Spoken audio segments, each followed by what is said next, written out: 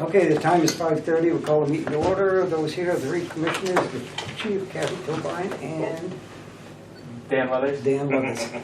Well, you gotta repeat that because sorry. Okay, the first thing on the agenda is correspondence. And it looks like Scott Lewandowski is appointed to the Budget Committee. Yes, that's the only correspondence that we received. Okay. Next thing on the agenda is public comment. Yeah, I guess the only public comment I have is I came here. I know you guys had on the agenda to discuss insurance and benefits tonight, so I'm kind of here to represent the firefighters. So I'm not sure where that is on your agenda at the moment, but if it was moved up a little bit, I'm sure my wife would appreciate having me home at some point tonight. I thought that was on the workshop. We have to respond to Health Trust as to what we're going to do with the insurance by the 25th.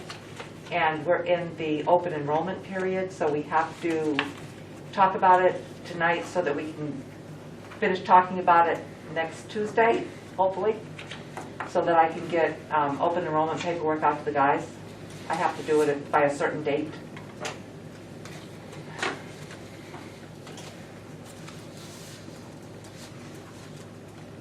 That's not on here, though, is it?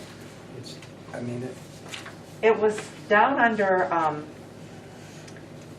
non-public session compensation of any public employee, but we have since discovered that we can't do that in non-public. We have to discuss it in public. Okay. So that will come off the agenda. Okay, so I guess we'll bring it up right now then, if he's going to leave shortly. Okay. Do you want me to talk about it, Kathy? You might as well. All right, so we went back and looked at the plan. It currently is supposed to have a 6.4% increase in this year for the plan that we currently have. And when we ran the numbers, including the 4 additional employees, and that's assuming all 4 employees take family plans, and with the other changes that's happened employee-wise, the net cost of the plan is about $3,300 more than it was last year. So Now, I guess I don't understand. If it's gone up 6.something%, why would it only go up $3,300. $3,300? Because people have changed. Whether they opted out, we hired some younger folks that are on single plans rather than family plans. We have 5 folks that have opted out that all would be family plans if they didn't opt out, and so we're only paying for the cost of a single plan in that case, in that sense, for the opt-out price. It's and actually, if we have to budget for the full amount for family plans because we don't know who we're going to hire yet, but in fact, it probably will cost us less next year than it did this year. Okay, the cost of the insurance, but how much is the opt-out cost? The opt-out cost is the cost of a single. Yeah, I understand that, but how much has that gone up? How much has gone up? I mean, I don't know what we were paying last year. I know what we were paying. It was the total. I'm trying to find per. The total for next year for opt-out is $10,550.60.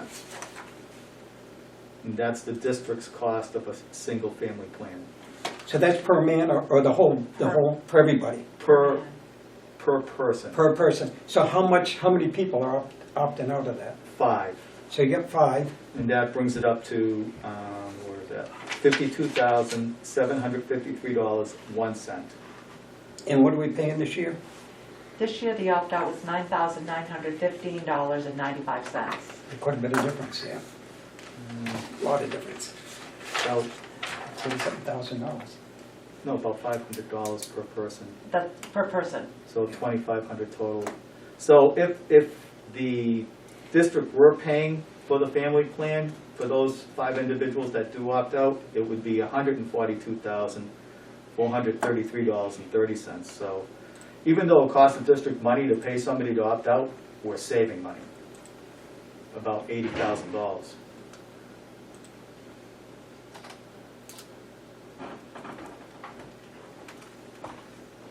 Leanne?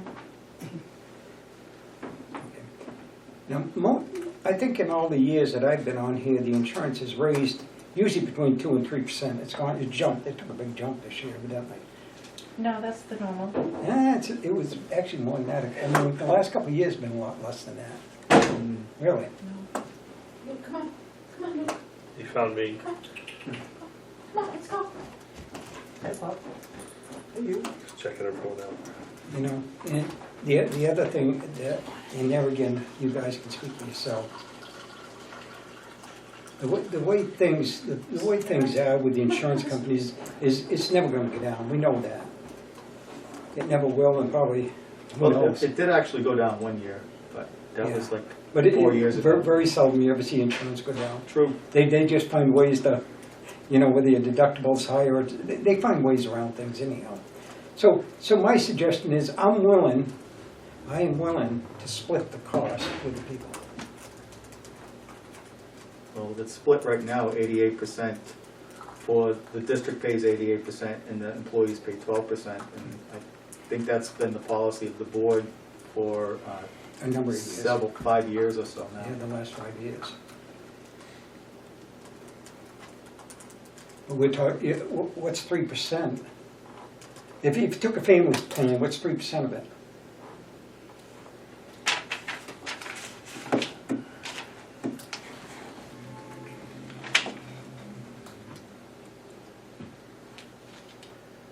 The district's cost of family plan.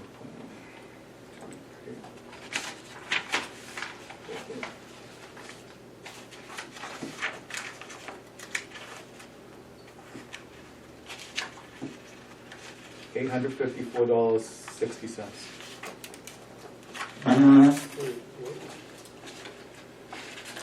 Of a family plan? Of a family plan. The district's cost of a family plan, 3% of that is what you just asked, and that would be $854.60. That's what it seems right. No, it's, Well, if you take 20, maybe I'm multiplying wrong. So are you looking for what, what I'm looking for, well, I guess what I'm looking for is not what the district pays. If I ask somebody to pay another 3%, that has a family, yeah? what would their portion be? Oh, you want to know what their portion would be? Yeah, Okay, so hold on. Oh, that's a different question. Yeah.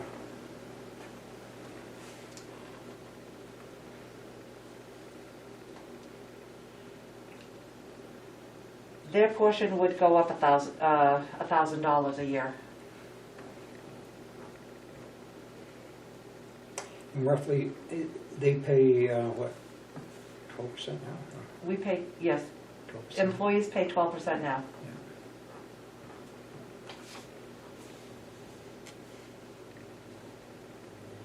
What's I gave up a different number, so. What'd you come up with?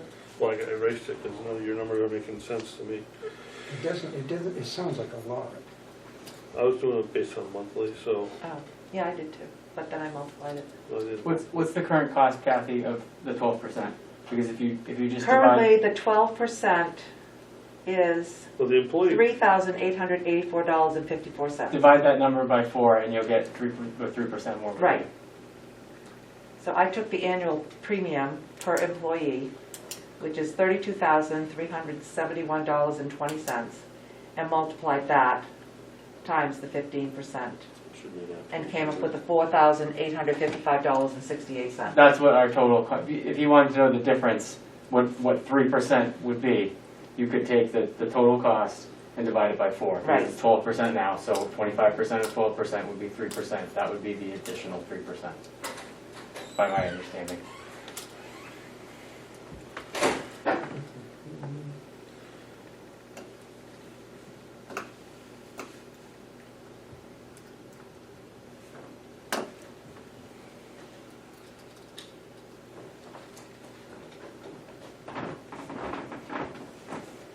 You know, that's one option. The other option, we can look at a different insurance. We can look and have the deductible higher and pay less. I mean, there are a number of ways we could do it. And all I'm saying, I'm not trying to hurt anybody. I just want it to be fair because, you know, no matter where you go nowadays, the state, I don't know about the federal government, they get everything, so the federal government, I'm not going to include them, but the state, any place you work, insurance has increased over the years, and it's getting so the employees pay more and more and more and more.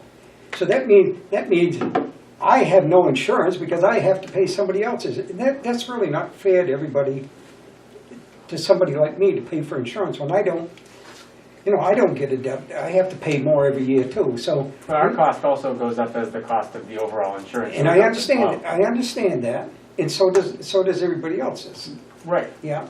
So, and a lot of your places make you pay more for that. The deductible is more. I'm not asking to pay for the whole thing. I'm only asking for 3% instead of the 6%. That's an additional $971.14 So, a month. one of the A things. year. So- I could get that. So one of the things that we do differently here than the communities that we compete with for firefighters is that we do not pay for dental insurance, where all the other communities that we compete against for fire departments do pay for dental insurance. So that cost of the dental insurance is fully borne by the employee, which pretty much offsets, say you're looking for an extra 3% from the employees. They're already paying that because they pay for the entire dental plan, whereas the other fire departments around here, other municipalities, they're paying for the dental plans. But also we have a policy where we pay the deductible. We pay the We pay deductible, which is which $500. It's a $500 deductible. Yeah. If it, Which and last year, a lot of we places don't do that. a lot of places, well, if you want to take Franklin, for instance, they pay for everything. There is no deductible for the employee. They pay for 100% of their health care. If you want to look at what we have here, our deductible cost last year was $1,600 for the fire district. There was a warrant article for it to replace. And I backup. understand, yeah, So I it's not a understand that. huge cost for the fire district. And it hasn't been. Yeah. Also, the other thing I wanted to bring up, and never again I was going to bring it up to the end, but I might as well do it now, is, you know, we got these 4 guys coming on. It's going to be 3 years that the government's paying for, which is great, and they're not paying for the whole thing. They are paying for the insurance, they're paying for their wages and everything. We have to pick up a lot of things on them that I don't think people understand, you know, the gear and some of the other stuff they're going to need to do their job. I think that was made perfectly clear in the hearings that we had, that we did You're have right. to pay for the gear and their lockers and But and now their we got- physicals and yeah. stuff like that. We have to pay for all that stuff, so that's going to add an additional cost to everything. And if we don't find ways to, my philosophy is if we don't find ways to compensate some of that, at the end of their 3 years, they're gone. They're gone. If I'm still on here, they're gone. If we don't come up with ways to find money, because we can't ask the people to, it's a big chunk of money. Well, it's almost $1 million. It's 900 and some odd thousand for them 3 guys. That's a lot of money to come up with at the end of the 3 years, plus whatever else we're going to add on there, the insurance, their wages, and everything else. So if we don't stop now and show the people that we're trying to do the best we can, and they're trying to do the best we can by helping us out a little bit like that, then So it wasn't one of the things that the commissioners were supposed to do, was to put together a committee to Yeah. help. That's on the agenda to. that's on that. Yeah, and so I think what you're saying right now, Paul, is a little premature until the committee has a chance to look at it. And I agree with it, but there again, we can start. Do we just, every year, just say, we're gonna give you this? You can't just do that all the time. Give them everything. Do we give them their insurance and not give them a raise? We can do that. I don't care. It's gonna be one or the other. So, If they don't wanna pay a percentage of it, then they don't get a raise.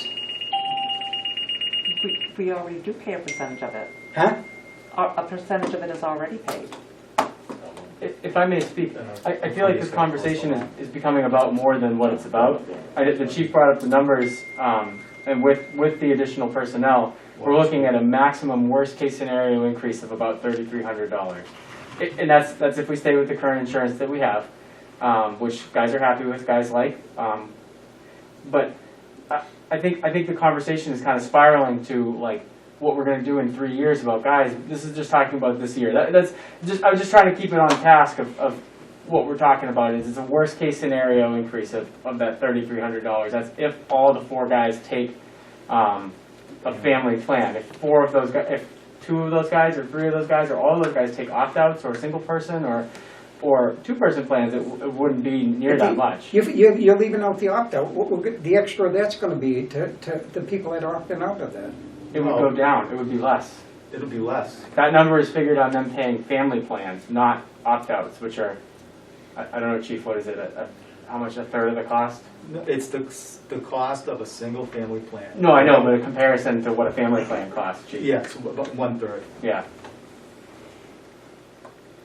So if the 4 firefighters come in, the 4 new firefighters come in, and they either opt out or take single, because more than likely, these are new firefighters, and, you know, younger folks that don't have family or kids.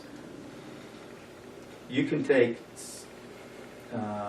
Yeah, but we're talking the 4. Let's It let's could be- not do the it- 4. it Let's could- we're talking about now, though. Like he said, let's it not could talk be about 4. $80,000 less than what we have to budget for, and that would be $80,000 less in, that would be remaining in the budget at the end of the year. We If can't, they, I know we can't do that, but we have to budget for the family plans, because we don't know who we're hiring. we have to budget and submit the budget going, if we were to go with that plan, we have to submit the budget going forward for the worst case. Yes, absolutely. Because you can't, even if you don't fill the positions, then we would look at it.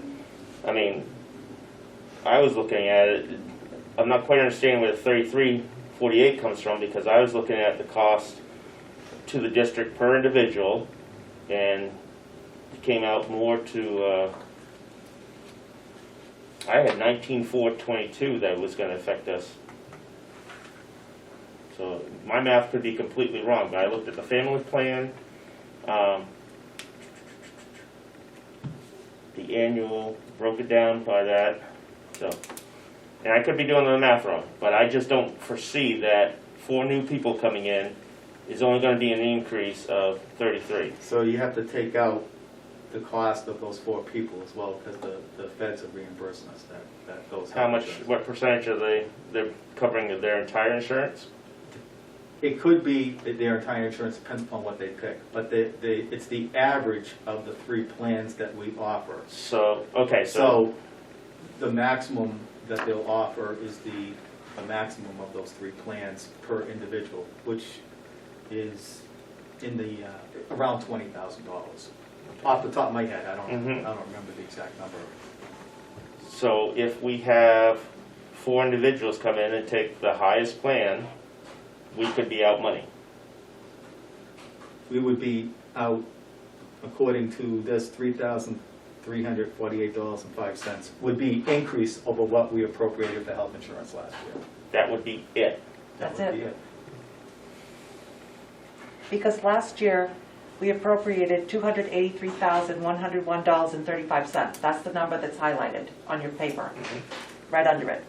And then, as you can see, this year, the cost of the health insurance minus the grant funding, to do apples to apples. So you subtract one from the other, and that's the $33,480.05.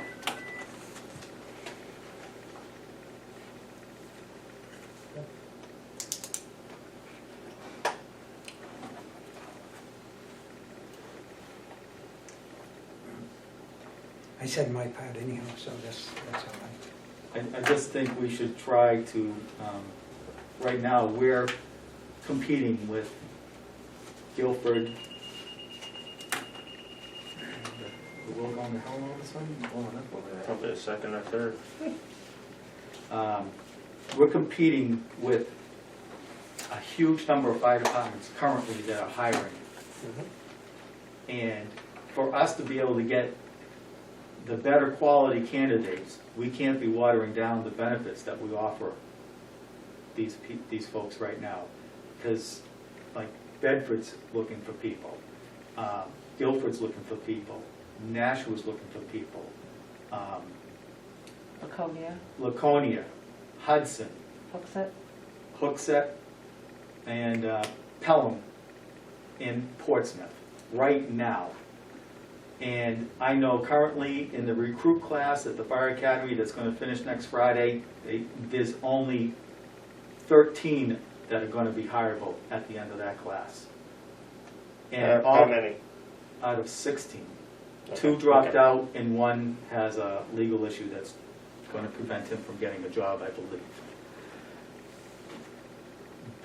Currently, of all those departments that I just mentioned, there's 32 positions open right now in the state. It's going to be very difficult if we start watering down these things to get and to attract the best candidates. We have to remain competitive within the marketplace that we work in. If you're happy with hiring lesser quality people, I'm not, because it would end up providing less of a service to our community.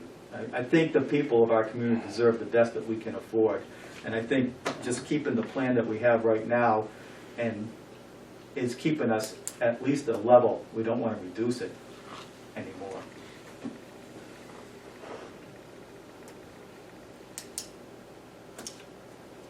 All I'm saying, we can't, you know, there are a lot of things in there that prices increase that we have no control of.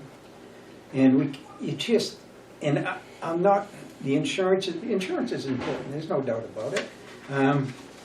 I pay a big chunk of insurance myself, because I have to. That's the only way I can get it, and I do pay a big chunk.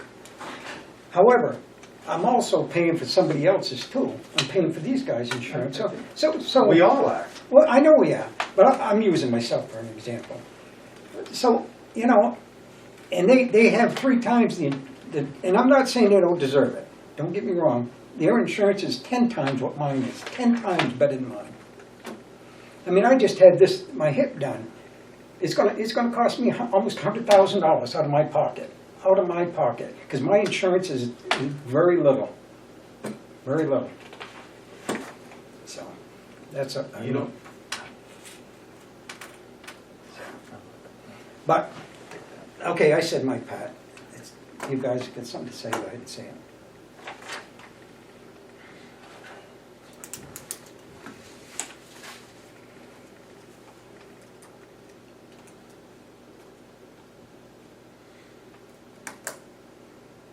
Where our benefits sit compared to our peer departments? I was just gonna ask, I wish I had known that we had this tonight, because my first immediate question to you was, I know that we're hiring, how do we compare to other departments that are looking for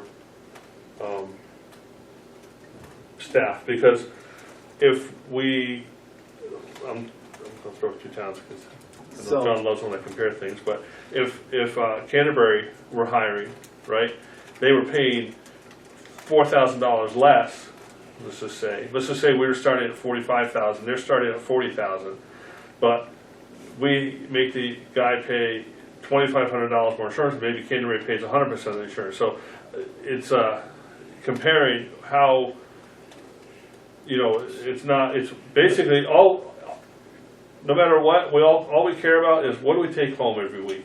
The full package of pay versus benefits as a whole. Yeah, but what I want to know what's going in my pocket every week, so that I have some jingle, so I can go put food on my table and things like that. That's what I want to know. sure. Because I only want to know how we compete against the market, because it is a competitive market.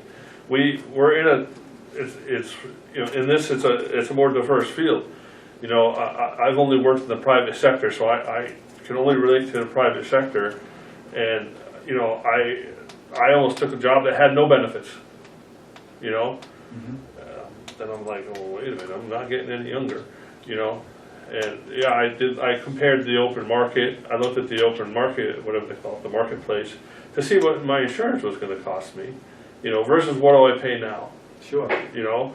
And that's how we have to do it, because, you know, there's a lot of small businesses right now that, you know, they're trying to attract employees too, you know, and someone has a choice. You know, we just transferred someone, I thought I read somewhere that we had someone transferred somewhere, I was in here, you know, and I don't discuss what the plan they took, but, you know, we had someone just leave, we replaced them, and, you know, they could have been on the single plan, and the new person could be on the family plan.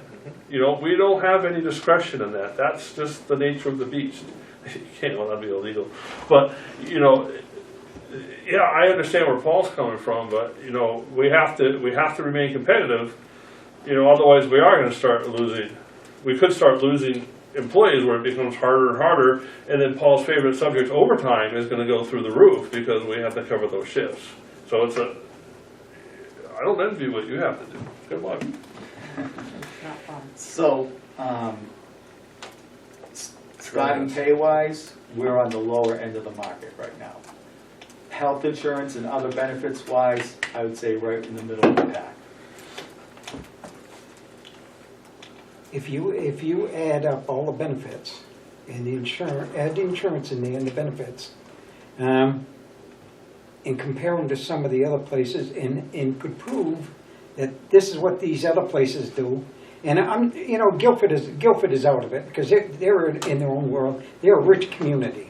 But you take guys like Franklin, Belmont, the size of us, and compare them, I bet we have better benefits than some of them. You add all the insurance and every benefit up there, and the rate of, you know, whether people look at it, it's not pay, it's a benefit. It's part of your pay. You add it Part of your on. overall It total is. compensation But, package. yeah. If you make 40,000 a year, say, and your insurance, you pay another 20, your company pays another 20,000 for insurance, that's $60,000 a year they're making, and that's just insurance. What other benefits do they get out of that? But the other, I don't know if it's an Well, advantage or disadvantage they that don't we work- have they work for it, is though. our, I'm not saying usually you don't. when they set their rates, it's based on your pool size. So we have a pool of 14, where every other town that we're competing against, the fire department is part of a bigger municipal budget against a bigger employee base. So where the city of Franklin could have 100 employees, I have no idea. Where we have 14. And they Yeah, we're get a in the better- under 50 pool. So, you know, I don't know how they pool it, under 50, I can 50 tell to you. 100. Under 50. Under 50, and we're grouped with, there's two groups in Health Trust. The group that renews in January and the group that renews in July. We're in the January group, so they break out everybody that uses Health Trust into two bigger groups, the January group and the July group. We happen to be in the January group. And then, so we're pooled with that group to get better rates, And all of the under 50 are together. and we're the under 50, because, well, Yeah. No, we're it's just smaller. there's so many dynamics that go into the variables that go into And so- establishing the rates. Pay-wise, if you want to compare us with Franklin, pay-wise, we're pretty much about the same, but they pay for 100% of all the insurances, and the district here pays for 88% of the health insurance. And the employee pays for their own dental plan, so we fall a little behind Franklin in that respect. I don't know exactly what Belmont is, but I know they do cover dental, and I think they cover eyes too. But they have a collective bargaining agreement too, so that's a different story, I suppose. Guilford, I know you don't like to compare the compensation package, but they also pay for dental, where we do not. And dental for a family family plan is about $3,000 a year, I think. I know for a two-person plan, it's about $2,000 a year. Actually, for the family plan, it's $1,776.72, and the two-person plan is $1,012.92, and the single plan is $526.68. Okay. Okay, and the other question is, we did, we're locked into the insurance company for another year, or is it a year to this? Primex? Yeah. I mean, How long? are you talking Health Trust? Yeah. I thought we were locked in for an agreement with them for, Probably. Yeah, we were in for 3 years. and when we just signed up for it, This is the year. This is the third year. so this year we That's why this is before us. didn't shop around anymore. So these rates are guaranteed for 3 years? No, No. Or the other? they're guaranteed for next year. Okay. Now the other question, okay, these are the rates for this year here.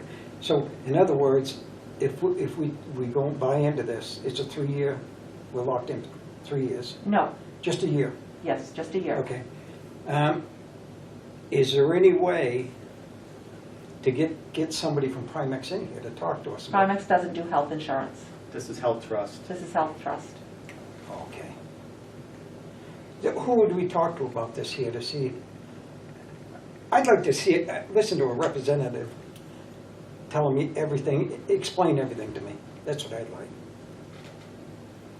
Okay, That's gonna be, I don't we understand don't have, what you're asking for. I don't know if we have the time frame. are you to asking- No, be able I'm to not make a asking for this decision. year, for next Yeah. year, somebody come in here. This is, we can give you this for X amount of dollars, or we can take away, if we take away a little here, it's gonna save you this here, there. A lot of insurance companies, there are different options you can do. That is I true. don't know if there is with this one or not, there must be. There are. Okay. And there must be somebody that comes in and will talk to you about it and say, you know, you can have this here and it's gonna cost you this, but if you take this or this, you're gonna equal out something like that there.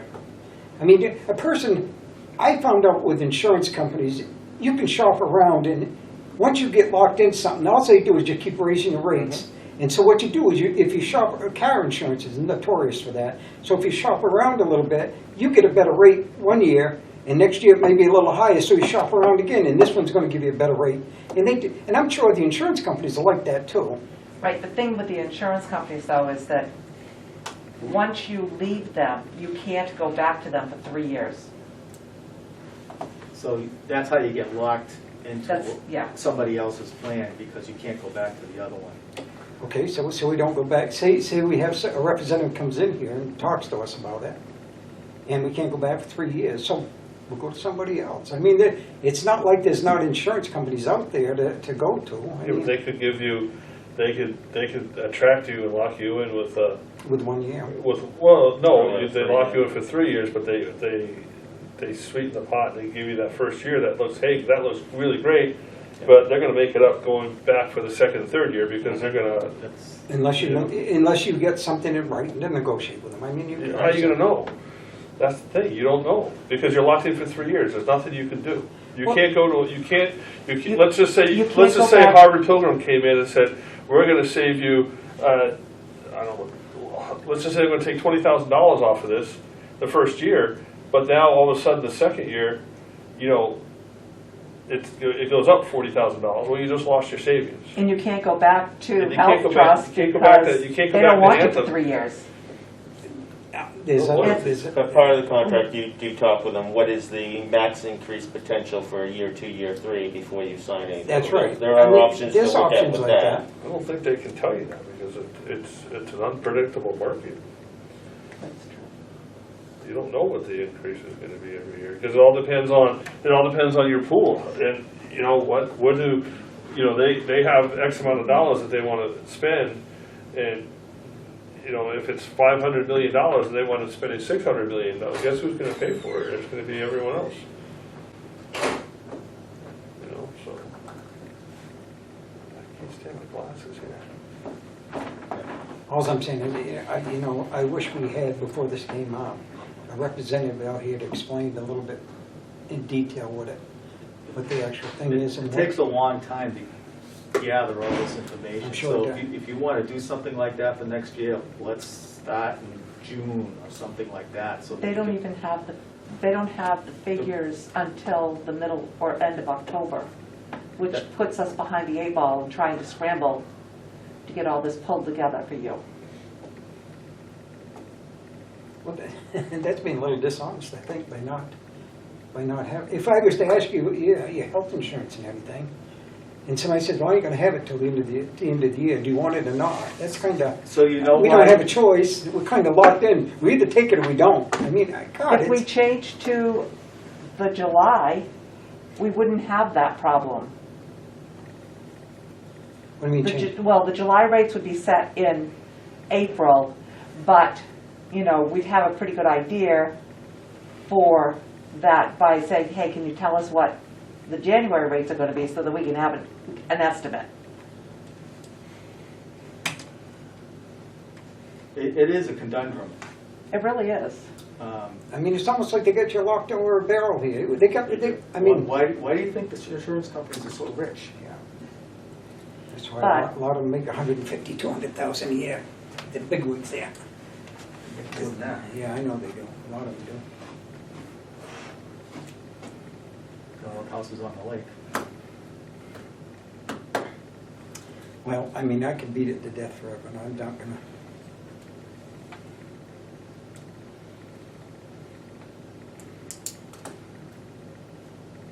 I just, you know, like I said, it would be nice to talk to a representative next year to find out, Okay. you know, we're gonna take a 10% increase in your insurance, we're gonna take a 20%. It figures out right now, it could be 25%. I mean, or it could be, you know, we're gonna stay the same. It would be nice to know some of them things there. What are we getting for our insurance? If we did a little less here, can we drop it a little bit? If we, you know, So they have Health Trust has a big meeting, they call it a stakeholders meeting, and it's in October. And that's when they tell you Yes. what they don't lock the rates in. The rates aren't locked in yet, but they pretty much know what they're gonna be, and they tell you all the reasons why it is what it is. And everybody that's part of Health Trust, this year it was like a Zoom meeting, which was freaking boring as hell. But I've gone to these meetings, I attend these meetings because it's like it's part of my job to know all this. And Kathy goes to them as well, and they explain, well, this type of disease had more incidents than last year, but we had the actuaries figure it out this way and that way, and it's a lot of gobbledygook if you don't really understand insurance. And in the end, they said, we predict for your insurance will be up at 6.4%, but it has not been finalized yet, because the board of directors are meeting in 2 weeks, and we'll let you know after they meet. And then 3 weeks later, we get an email, they're up 6.4%, and then we have to tell you that if we knew earlier, all these things would be included in the budget when I prepare the budget and we start doing the budget in September and stuff like that. That you just don't even know what it's going to be, and that's hard. I understand it's hard for you. It's hard for me too, because how can I develop a budget when I don't know what the numbers are going to be? And it was the same when we were with the other company. They do the same thing too. It's What was the other company we were with? Harvard Pilgrim. Harvard Pilgrim. Those are really the Health Trust and Harvard Pilgrim are really the only two games in New Hampshire. Blue Cross Blue Shield, isn't it? Harvard, Or it's that That- Harvard Pilgrim is. Harvard Pilgrim is, New Hampshire Interlocal Trust, Health Trust is Blue Cross Blue Shield. yeah. Right. Right.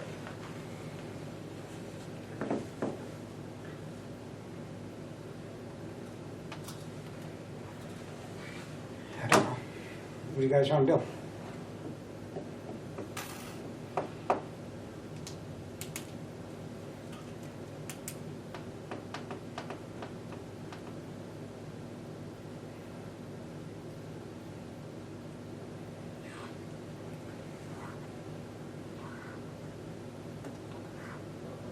Your hands are tied.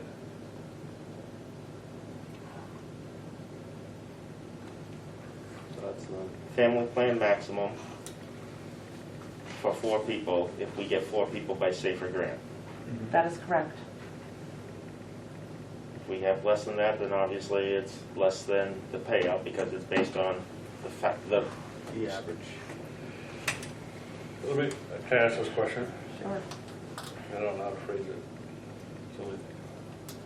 So, if we get, when we get these 4 people, we budgeted for the median. If all 4 of these people are on the single plan, there's actually a savings, potential savings to the district, because the grant is, let's just say, 30,000, and now we're only going to pay 10 of that, and we actually have a positive of 20. Yes. Correct. safe funds, yes. So the problem is, we don't know anything, because if Dan over here is on the single plan, and next year he gets married and has a child, he can move up to the family plan. Correct. And that can happen with anyone. Yes. So, Okay. Or the 4 new people could all come in, Well, they- all family, we have to plan for that. Well, that's In what which case, we're we've gonna done, be we've going done into that. a but it's- deficit already, because what, All the people that are on our plan now could all of a sudden change the family Yeah. plan too, so. yeah, any one of You them, know. any one or all of them. I mean, most of them, you have some in there already, and And you don't, I mean, it's just the way And- life and- happens. And I don't know who's on what. The only No. person in the fire department that knows who's on what is Kathy, and that's the That's way fine. it's supposed to be. I respect that. I mean, because you don't want them to be singled out or identified in any fashion. I totally respect that. I'm just saying, you know, I can try and guess, but I don't know. I absolutely don't. I don't want to know. Yeah, I I don't don't want need to to know. I just use Dan because he's sitting here, so. Easy to pick on. It's either that or cheap.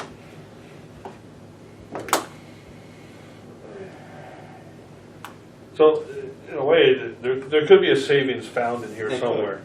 Yeah. And we could take, let me ask you this question.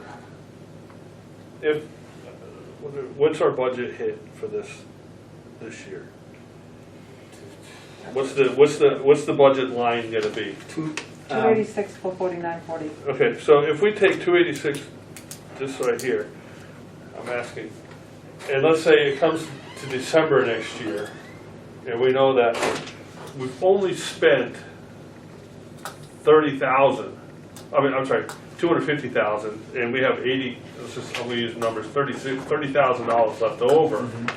Is there a way that we can put that, instead of it going back into the general fund, or the unassigned fund balance, is there a way to dedicate that to offset the cost of the insurance in 2020? So, if you have a warrant article, Yeah, that's only what, you have to do a warrant article Yeah, to, go beyond your year, Yes. essentially. you can, any leftover funds, you can designate to go in a certain thing. that I'm would thinking of the help. word encumber. Can we encumber those funds specifically for, I don't think encumber is the right word. I That's understand not- what you because mean. you No. have to sign contract for that, don't you? Yeah. Yes, you have to have we- a signed Yeah, contract. right. We can't do that because that would be leftover Although, funds. we accepted the Been for planning federal, board, sir? No, this is we accepted the federal grant. code, a building, or That and land, Yeah, land use is end of the hallway and up the stairs. no elevator. There's an elevator right here. Right here, Right right here. It's the slowest elevator, so just to let you know. That's why I got here early. All right. Thank you. Trying to be- Although I don't know if the, us being bound to You have to hold the button, sir. to the, Says in use, right? Okay. the conditions of the grant could be construed a contract. I'd have to have the legal look at that. I don't know. It might not.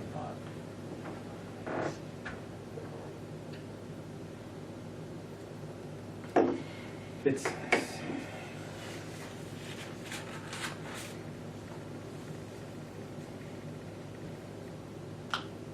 but I think that's one of the things that this committee can look at to see how we can set those funds aside to help defray the cost of those employees in the future as well. You know, soften the blow to when it comes Well- time to, I mean, it's just an option. The other side of that question is, as part of this grant, that this money is in there, whatever the dollar amount is. Right. If that money does not get used, can it be, does it have to be returned to the government? Does it have to be, So we're gonna get all the money. It won't go back to the government. so we could use that? Okay. So the committee would want to know that money. And Yeah. I think that we're budgeting the 286, 449 based on the grant funding for 4 family plans. If we don't do that, that money doesn't come out of that grant money. Yeah. So, That doesn't even sound like it's on. no, it doesn't. I don't hear anything. You Texting hear the someone motor. upstairs.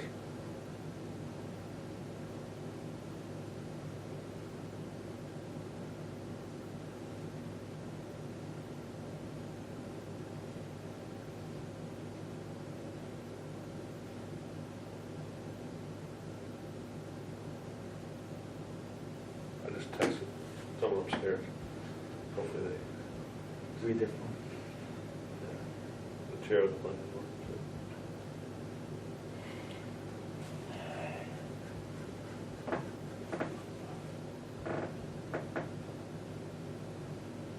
I would like to see how we compare. One, so we have the information handy. Two, because I want to know. And I think other members, the other commissioners. So would like are to know. there specific communities you want me to look at? I would like to Because I know have our to- surrounding, but also, since we are competing with other people that are looking for firefighters. And I know some of them are cities, and that's hard to judge, hard to compare. But you could take, you know, like Belmont, you could take, I don't know, Bosquen, or they got any of them down there? All volunteer, I'm sure it's gonna- Canterbury as well. Or paid call, but Yeah, they only have not even a full-time chief. no. So I'll look at Belmont, I'll look at Franklin. Guilford, Laconia? I mean, Laconia's too bad, you'll never compete with them. They got money to burn. Laconia? I don't know. I don't think so. They're under the I'm tax telling you, cap. I don't know, they spent a lot of money with the Can't go schools over this 5% a year. year. Franklin is in their task, obviously, Tax cap because as they well. share. Yeah. I mean, so you. Plymouth, what about Plymouth? I mean, that's, I don't know, Yeah, Plymouth would be a peer. yeah. I mean, yes, they do have a market that their money comes from with the university, but Yeah.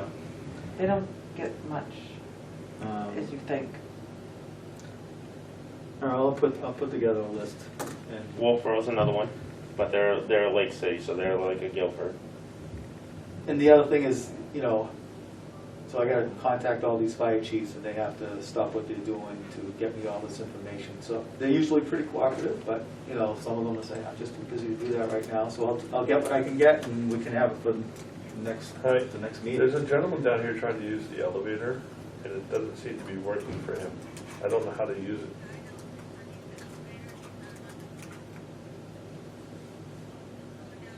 Okay, it's going down now, sir. All right, thank I you. had up button on for a while. We didn't say it was fast. I guess I'm at town meeting this time and see what we're gonna do. Oh, elevators. Sorry. I mean, some will want to share, some may want to share, but they're going to want to see the results. We're kind of dealing with this with the school as well. It's like we're trying to build a salary range by position and trying to find equivalent comparison groups for within travel distance and things like that. Yeah. And They generally want to see, well, if you're going to do all that, I want to see it if I'm going to contribute. which to is Which is understandable, fair. and that's part of the fair thing, and that actually gets a little bit better buy-in rather than they're not going to tell you because, I mean, and it could change as soon as they see that. Oh, now we know we got to go a little bit higher to do this. It's the downside to the whole, but.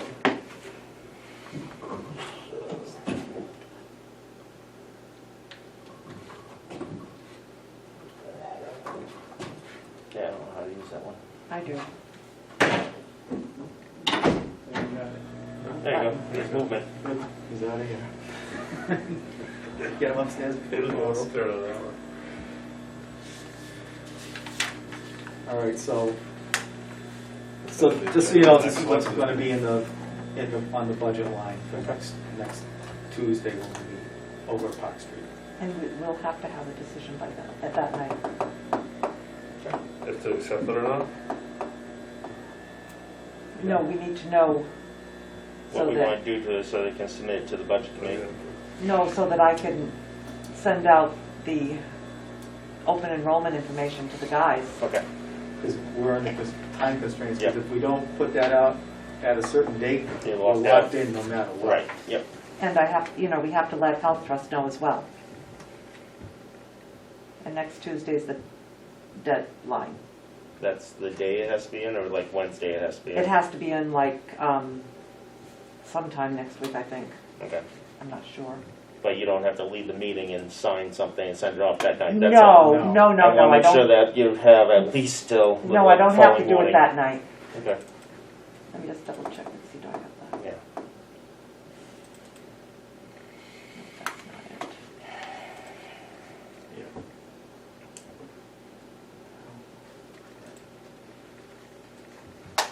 That was fun, wasn't it?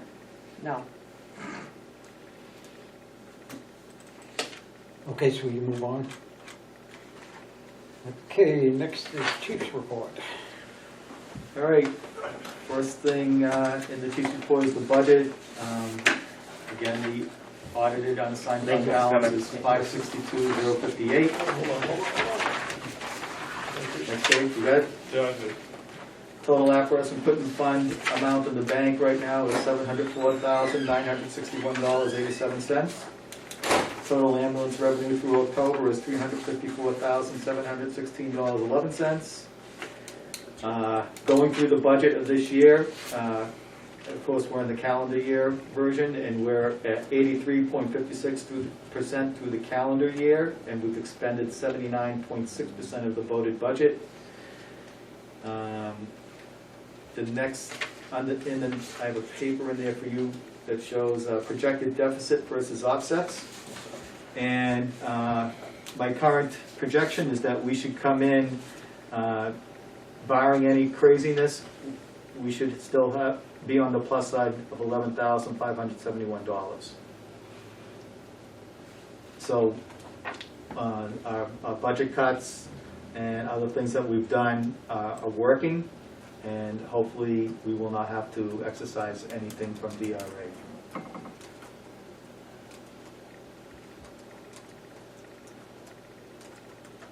Some of these things change a little bit here and there as I do.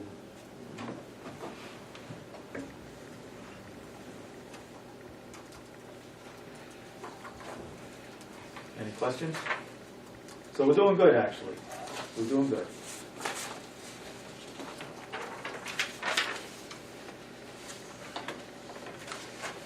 We can move on. Or any questions? All right, moving on.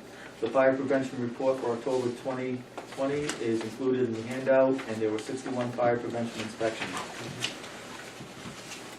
Has everybody had a chance? I sent that out last night. I'm sorry I was so late, but I was on vacation last week and I was traveling.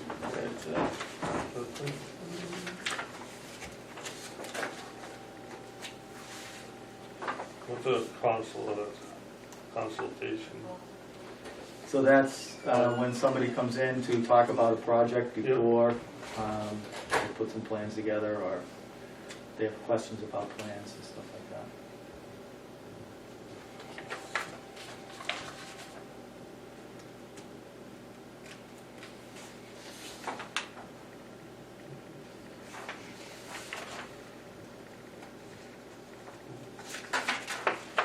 Got a lot of consultations this month. There's a lot of construction going on right now. Deputy's still doing most of those. I saw, actually, he had one and you had one. Yep.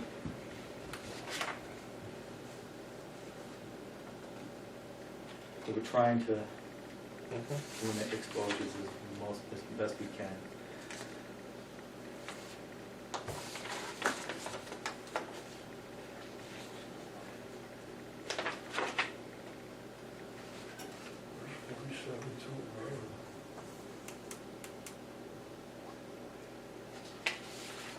Where's that?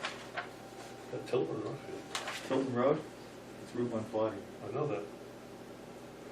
Trying to figure out where 47 is. That's gonna be on the right-hand side. It's probably like, Is it in Northfield or Tilton? it should be in Tilton. All right. Be surprised.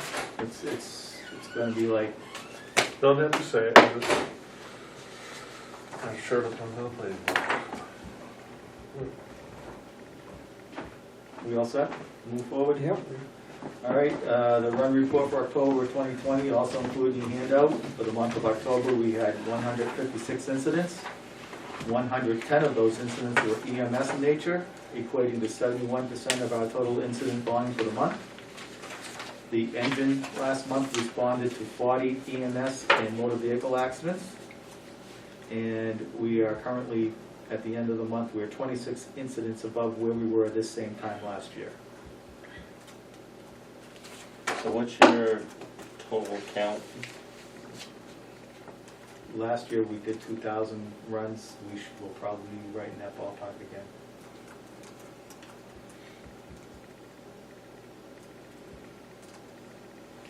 What would public service be? Public- It said public, yeah, public service. On a call, That's what it says. it could be a lift assist, it could be somebody got locked out and we went there to help them get into their building, or it could be almost anything that there really isn't. Better than miscellaneous.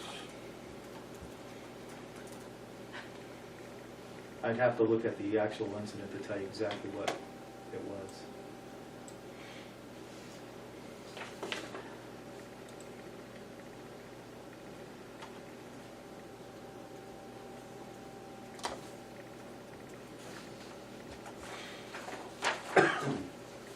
I'm all set. Yeah. Right. Overlapping simultaneous incidents, for the month of October, we had 24 of those, equating to 15%. Of the 24 incidents, we were able to respond to 23 of them with at least one person. We received 4 mutual aid ambulance responses. We responded with our ambulance once. We received 2 mutual aid engine responses, and with our engine, we did not respond on mutual aid.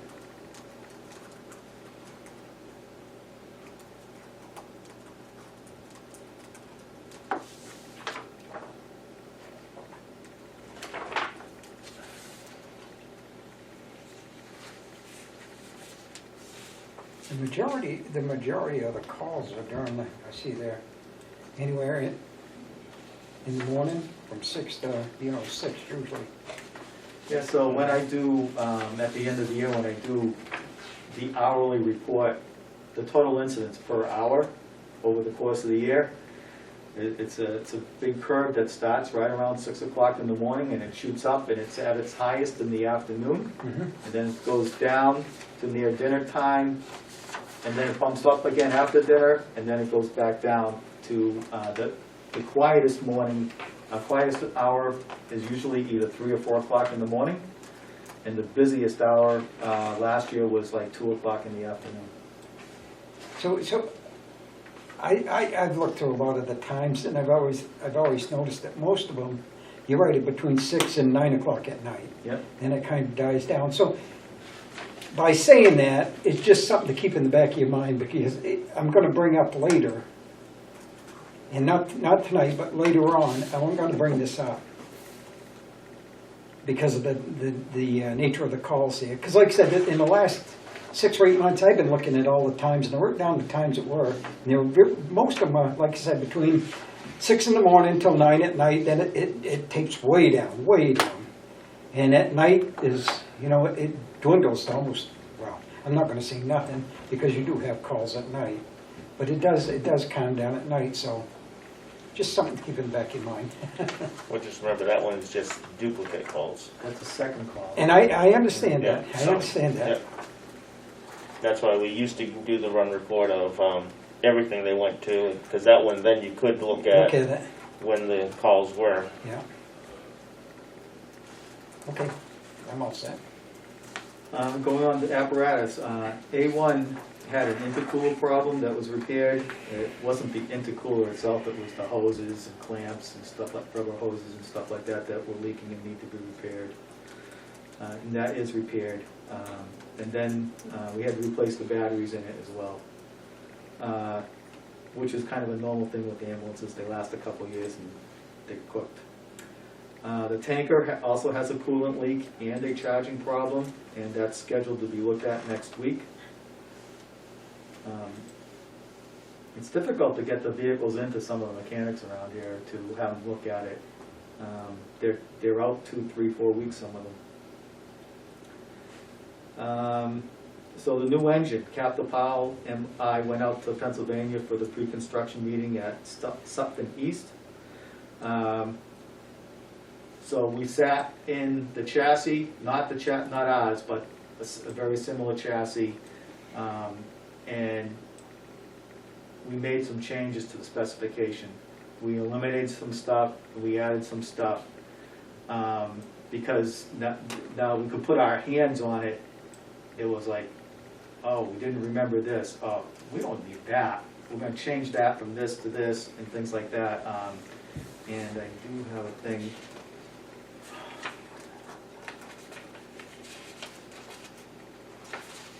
here it is.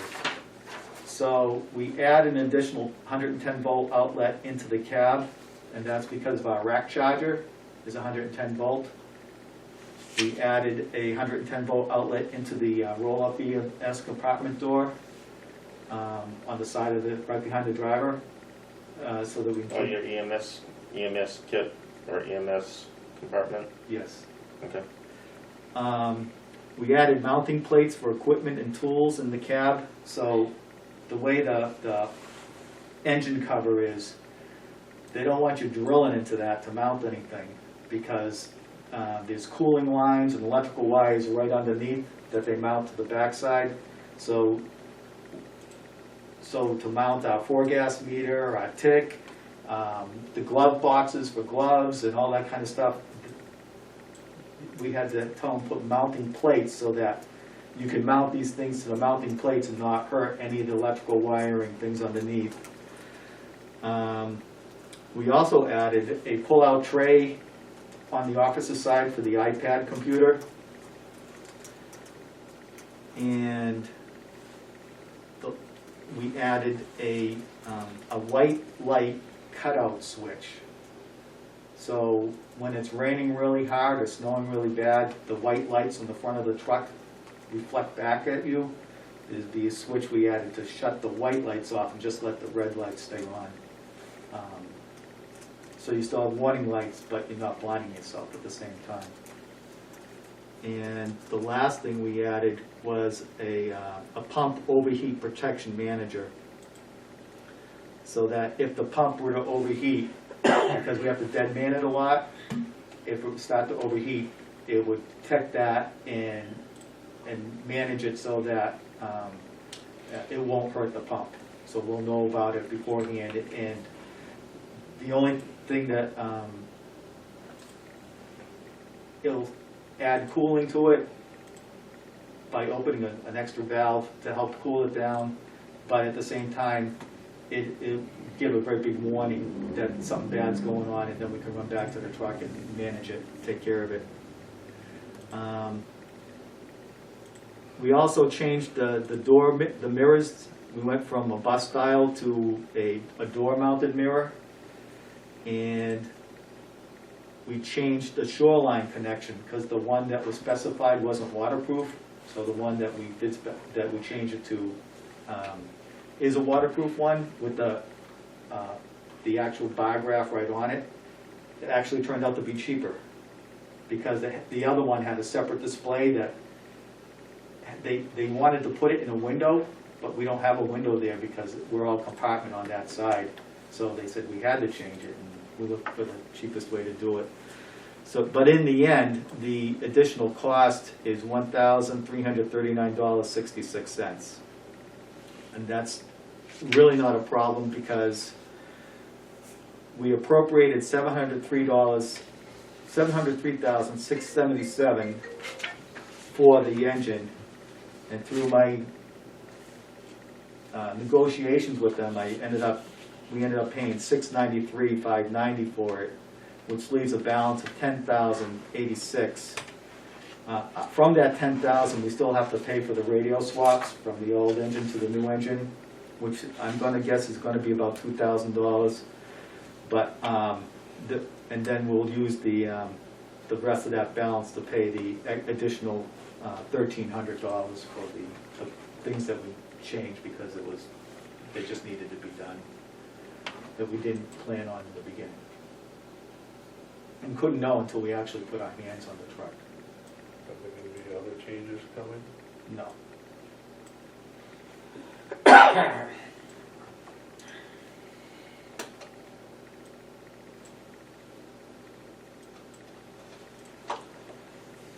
So there's savings of what? So what was budgeted was 703. We spent 693, so that still leaves 10.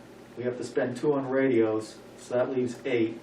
And this is, we'll call it 15 to make it round. So we'll still have a surplus of $6,500 left that will go back in at the end of once it's delivered and accepted, it will go back into the apparatus and equipment fund.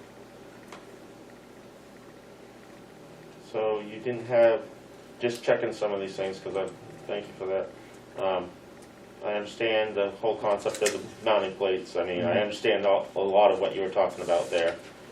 I had a question on the pump, but do we have receptacles already in the interior rack compartment as well as, and you had nothing in the EMS compartment? So in all the exterior compartments of the truck, we have outlets. We didn't think of the EMS compartment, and we didn't think of the rack charger when we were putting the specs together. But you piped 110 to all compartments on? Yes. Do you need 110 in all the compartments? I mean, are you going to be charging a flashlight in all compartments, or So most of the tools that we have now are battery operated, and we have trickle chargers and things like that? They're Yeah, all in the truck. for your backups. Yes. All right. The plate tools, absolutely. Everything inside the cab is going to have fastening points, because when they have to do the hydraulic fuel checks and all that, I understand the whole raise. Everything will have mounting grips, so Yes. So you won't there have a should be- load shift of any kind. There's not supposed to be anything loose in the cab Right. whatsoever, and that's Okay. Then the question I had on the pump one, you were talking the coolant / alarm. So it's designed as a, it's an overheat protection manager. right, so alarm obviously is to notify for someone to come running back. Second stage coolant or something like that to try and keep it from overheating. Right. Does it automatically sense water level too? We have a separate thing for water level. So are our pumps equipped that if the pump is starting to cavitate, it shuts itself off? I can't tell you the answer. I don't know Okay. the answer. Just, that's one of the biggest nightmares, especially if you are dead manning pumps and stuff like that, and then you're preoccupied. It's great that you start hearing that grinding noise in the Yeah. distance and all that, but by the time you're hearing that noise, it's already too late. Yeah. It's like a crank. By the time you get back over, because the crew on the ground is venting, running lines, all that stuff, pre-focus, and then all of a sudden you hear the grinding. By that time, it's already too late. I know the controller is an MC controller that controls, it's all computerized. Okay, I don't know if it will shut the pump off if it's sensing cavitation. My I mean, sense is that it doesn't, because of the because life safety factor of it, it but could, a firefighter's life could depend on that hose line getting that running last until it can't drop of run. water, yep, I agree. Mirrors I care about. Okay, the only thing, and like you said, there is a cost saving so far, and obviously you're not planning for any additional things. However,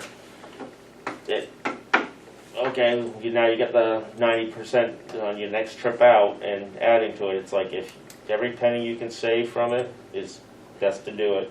Yep. I understand what you're saying with all that stuff, and all of it sounds logical on the first absorption of it, so. Yeah, so the next time we go out, we'll be actually inspecting the truck, and we already bought all the handrails for the truck, like the grab bars, but we'll actually be saying, we know a general location where it's going to exactly place. We want this railing right here, we want this step exactly right here. But you've already bought those, so if you say They're you already want bought. it here, or if you want it here, that's already paid for, and there's no additional cost for this to this, unless you decide to shrink the space and add an extra or something like that. That's correct.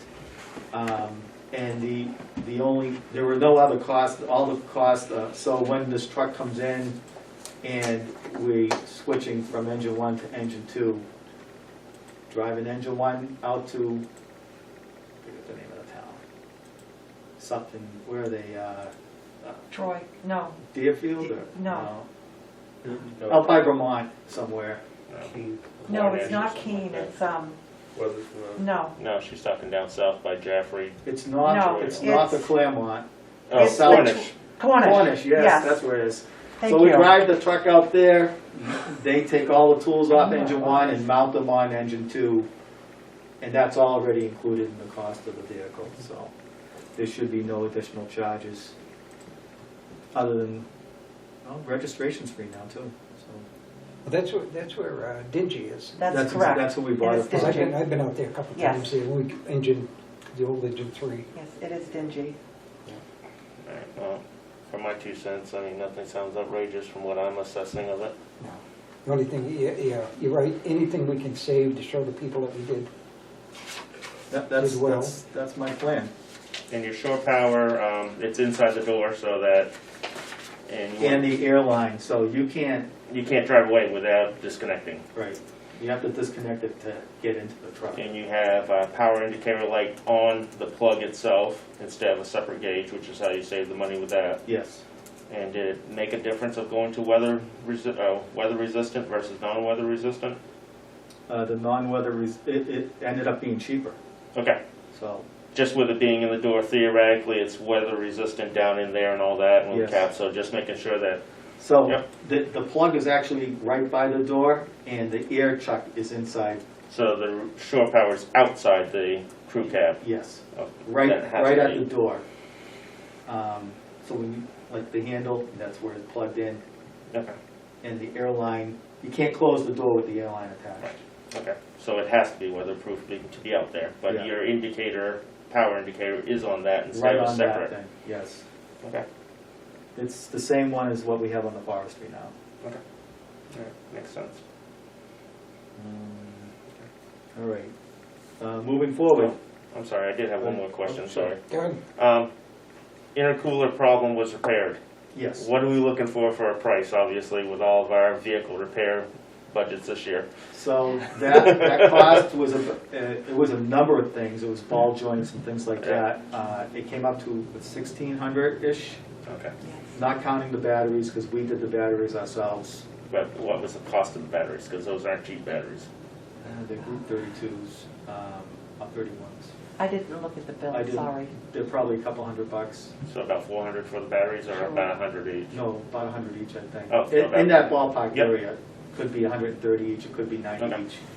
And then we had to replace the hood struts to hold the hood up. Those things wore Is that out. the Chevy or the Ford? Just the floor. Lord, So pretty much 2,000, roughly? It's less than that probably, but yeah, you could call it 2,000. Okay. to be safe. All right. I have no idea what the tank is going to be yet. The only other thing is, coming up, is that I know the front end of the Chevy is going crazy again. Which one? The Chevy, Chev. the one we want to, The A2? Yes, A2. A2. Oh, okay. the van style Chevy. Yep. Um, You have a month and a half still. Well, yeah. The unfortunate thing about the Chevy van is that the truck is loaded to its max I know. GBW, Yeah. and it's okay for once in a while, but all the time, it just wasn't made to take that. All right, I'll be quiet for a few minutes. moving on. Again, we're very lucky we have no employee unprotected exposures.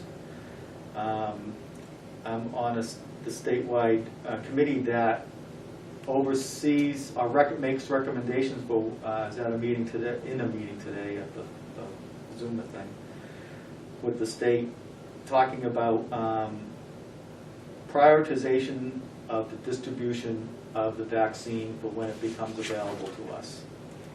And first responders are part of that, and they're in the upper tier.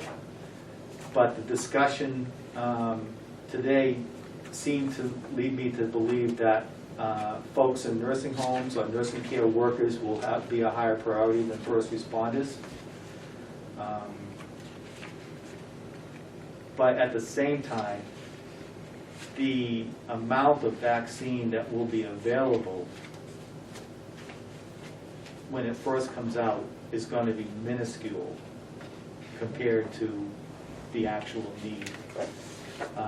Pfizer, very close to, they already have a bunch of vaccine made. They have 25 million doses available worldwide. You know how many people there are in the world? 6 billion. So when they release that, that's for worldwide distribution. And I was talking to the doctor today about it. I says, so how many in New Hampshire going to get? 6? 6 doses? If you're lucky. If we get that. but there are other companies that are also producing vaccines. The problem with the vaccines is that they have to be stored at incredibly cold temperatures, like minus 273 degrees Fahrenheit.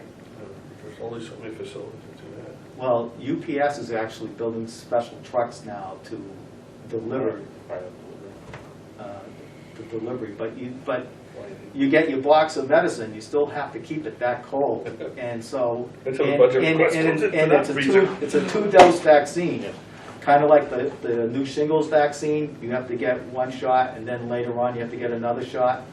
The vaccine for the COVID that's being developed by 2 of the companies are 2-dose vaccines.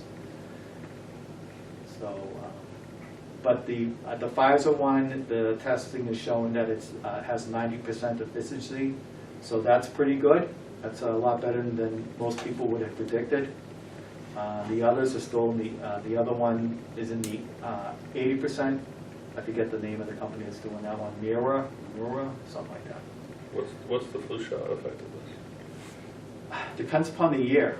So we don't know what the this flu shot's effectiveness is until after the flu season's over. Because they really don't do trials on flu shot vaccines because they develop it for this year, and the basis of the flu shot vaccine is the same year after year after year. It's just which viruses are they thinking are going to be more prevalent, and that's what they load the flu Based shot on with. Argentina's results the season before is how they figure out which 4 go in the quadrivent. Yeah. They choose from which ones, and based on what it was, because last year or the year before they were out of sync with what we actually got. They planned for one and we got something different, and that's why we had a bad flu year that year. Never got it. So I would recommend everybody get that flu shot. never have. No? I would, like I said, I'd be a little skeptical. Like I mean, they don't know long-term, what's going to happen long-term once you get this. Yeah, I know. That made me a little But nervous. I understand it. I have a little skepticism of it myself. But, you know, you have to weigh the risks versus rewards. And for folks, older folks, the effect of the disease on older folks is much more severe than younger folks.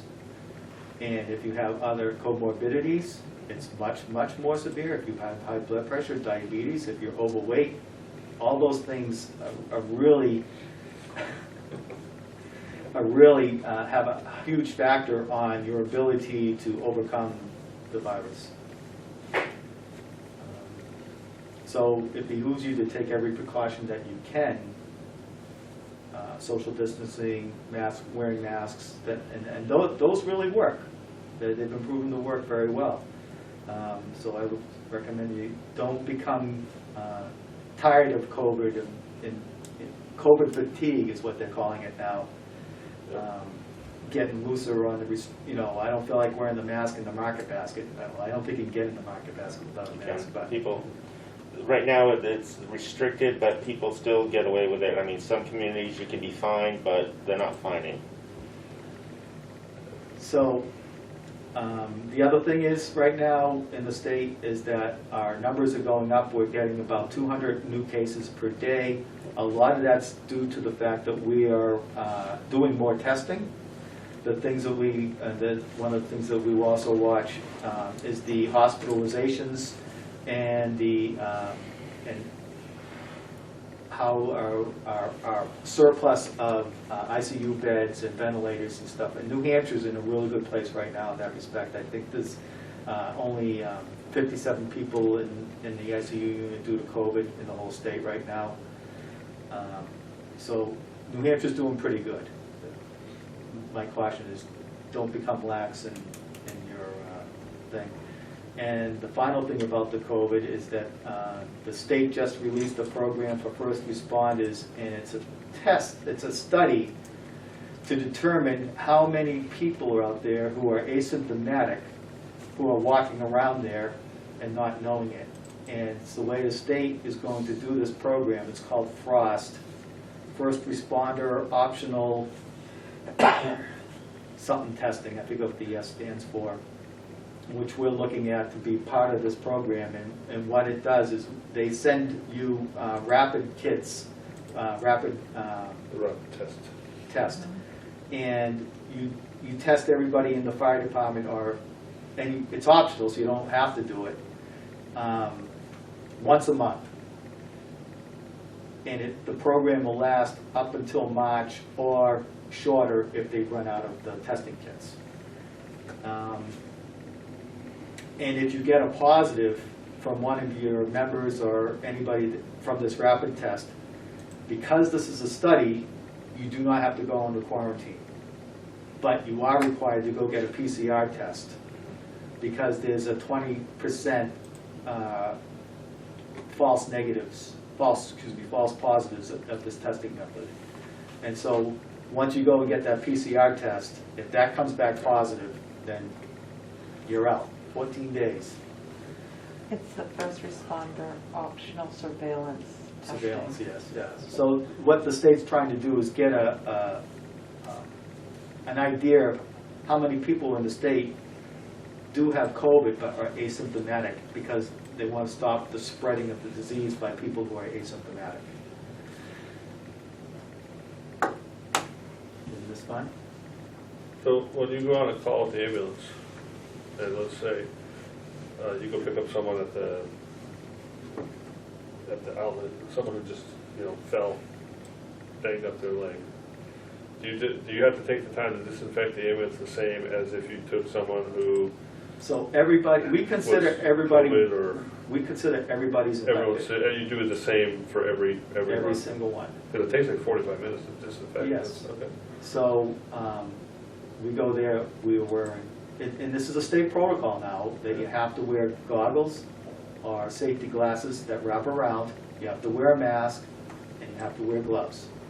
It's a state protocol, and so we're doing that. We've been doing that anyways, but a lot of agencies started becoming lax in that, and I think this disease is going to be with us probably at least into halfway of 2021 before we really get our hands on it. And we're maybe at that point we can start relaxing some of these conditions that we're living under. But that's kind of where we are with that. Business and survive.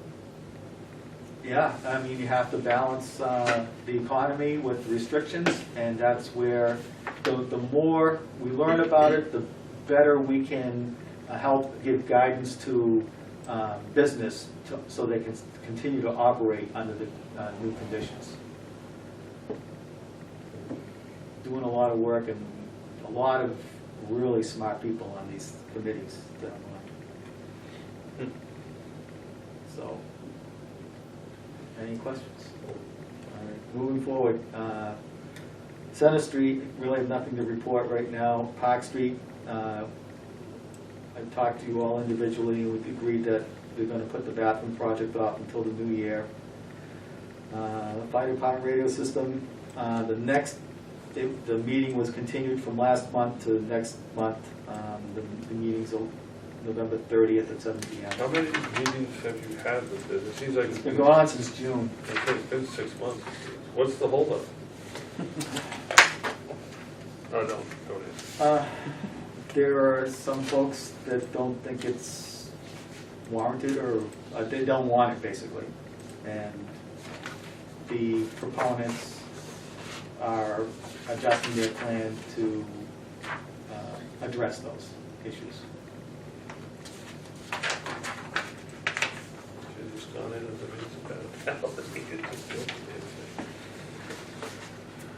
So moving on, personnel. We've hired Ryan O'Hara, who's a firefighter paramedic. He's a transfer from the Bedford Fire Department, and his first day will be November 30th, which is a Monday, I believe. It is. And we have 2 call company applications in process. They did interviews yesterday.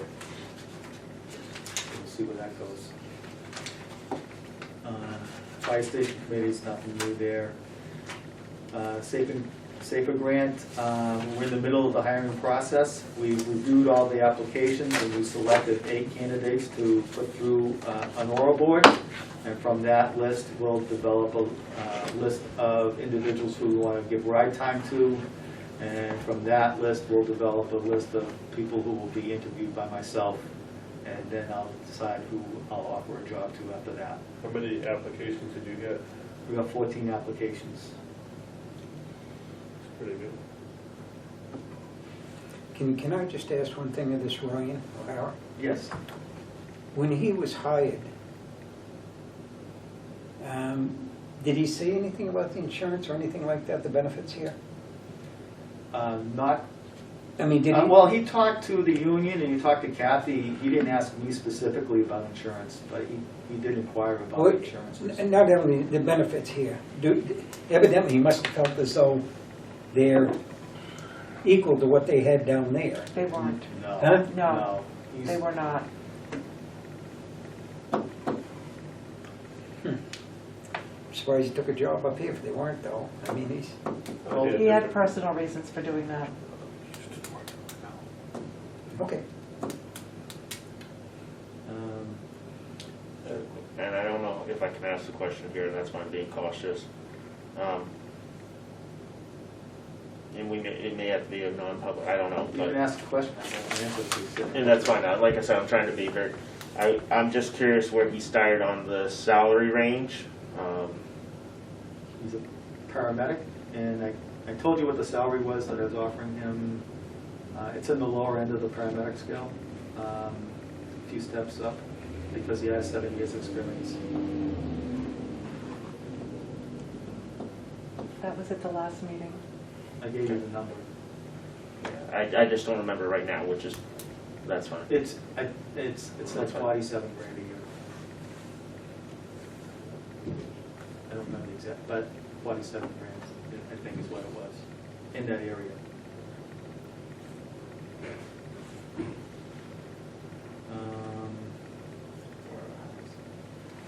We're still discussing the, how we're gonna rearrange the Center Street. We're getting really close to where, the decisions, the computers are gonna move into the dining room area on that blank wall. I'm still deciding where I'm gonna put the captain's office, which room. And I'm taking a lot of input from the guys, because they're the ones that have to live with it, so. If you put the computers against that wall, that could require a lot of recabling and additional expense. No, that's gonna be real easy. That wall's really good because it's gonna be very easy to do. Yeah. Doesn't make any noise coming down. No, because it's just the hydraulic releasing off instead of building up. Hey, now he's been in there. So, I know we discussed this before, so because of the tight budget and everything, are you expecting any construction costs for moving stuff around in, Not for moving stuff around. but to We're doing that. repower and things like that? We're gonna do all that. All the electrical outlets are already there. The cabling for computers is really easy to do. I can even do that myself. I've done that. So, There is a connection already there that we just have to tie into. yeah. Okay. What else? COVID grants. As you know, we awarded $9,121 for the Are you first. into old business, Chief? Oh, he's No, in there. I'm on my Still, report. it's still You in are. Chief's report. I yeah. missed it. Whoa, okay. And the second COVID grant, COVID 2, the application is due this Friday, and I'm currently working on that application. It's not for a lot of money because we haven't had a lot of additional expenses, but the first grant, the law states that 1/3 of it has to go to career fire departments, 1/3 of it has to go to volunteer fire departments, and 1/3 of the money that's allocated goes to combination departments. In the first grant, the full 1/3 allocated to career departments was allocated. but there was some money left for a combination and some money left for volunteers departments. So I don't know, they're not telling us how much of each is left, so there's an opportunity there, so I'm gonna apply for it for the combination department again, and hopefully we'll be successful. They said if you're awarded in the first one, you're less likely to be awarded the second one, because they wanna give it to people who haven't gotten any, but it's still worth a shot. It'd be, I think it should be, maybe $5,000, so, we'll see. Still currently working on the 2021 budget, still trying to get new folks on the call company. And we've discussed this before, the capital improvement program for next year, and I think I've already told you we've prioritized an engine, then an ambulance, then the car. And that's it for my report.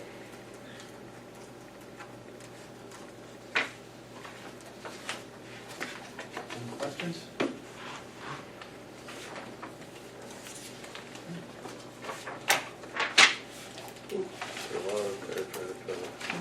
A lot. Okay, let's move on. Old business. I was talking with The auditors? the auditors, and they recommended that you formally accept the COVID-19 stipend reimbursement as well as the grant for the COVID.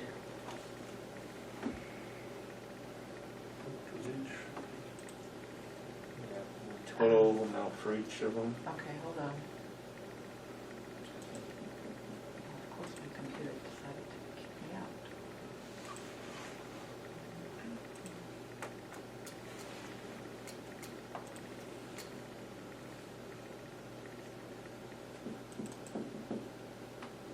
The COVID grant was the one that the chief just gave you. 9121. Yes.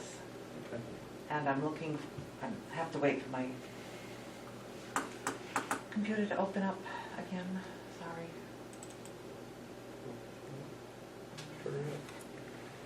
Good, it decided it was gonna close on me.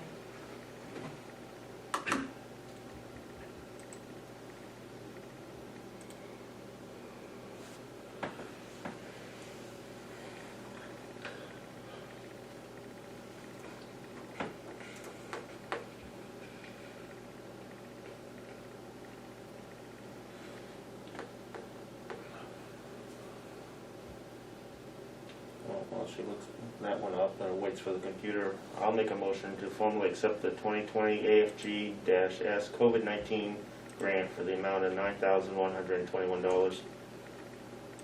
Oh, that was the grant, not the stipend, sorry. Yes. Second that. Okay, it's been moved second. All those in favor? Aye. Aye. Aye. Sorry. I wrote that down as the stipend. All right, let's. There we go.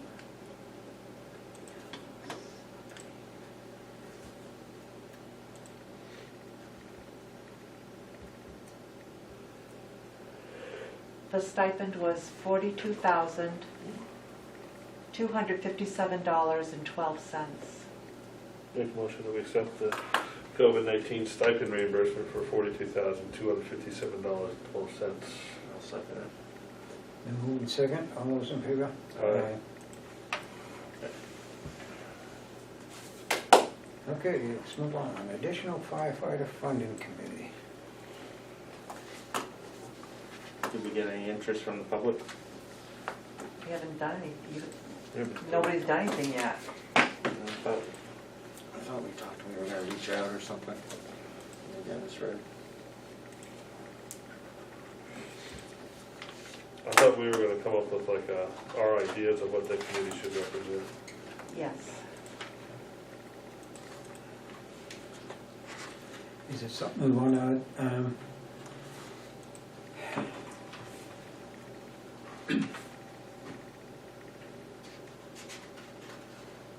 Something maybe we can table until December. yeah, to down the road further? I mean, it's not, Well, it's something we should have before we go.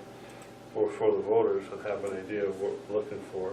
Yes. And then maybe at the district meeting, we can say we're looking for volunteers, but I think we should, That's other business. I'd like to discuss it, but I think just because tonight it's 8:05, or no, wait, that's not. That's wrong, it's fast. 7:06. Okay. Just to, I'm gonna fix that. Have it there, and it doesn't sound like we're quite ready to discuss it, so maybe put it on the December agenda. I think we tabled it once already, didn't we? Yeah, we did Yeah. last month. But we can discuss it. No. I think from what I understand, that is basically we're looking for ideas or avenues to help defray the cost of the 4 firefighters once the grant expires. That's the intent, yes. You know, soften the blow, Well, it, something like, you know, however you want to call it. That's my understanding of what you kind of were looking for. it was ideas to potentially fund it going forward, but also the feasibility of funding it forward, because part of it was to figure out if the district taxpayers could afford the impact that it could come into. So it was a little bit of both on that one. It wasn't just the one thing, but the feasibility of maintaining it after, which does go into, Yeah, it would be, you know, what's the tax hit on it? right. Who knows? We can only tell what the tax hit would be right now and not Yeah. 3 or 4 years Who from knows what we're gonna look like in 3 years too. Yeah. But you gotta start somewhere, now. Yeah, you know, but I mean, you know, who knows, in 3 years we could be a megapolis with, you know, 3 other towns, you know. We'll put that on hold until next I'm not time. opposed to that. Yeah. Okay, start date of the new firefighters. okay, so the earliest that we can have these folks on board would be January 4th. But that's only if we give them their physicals before then.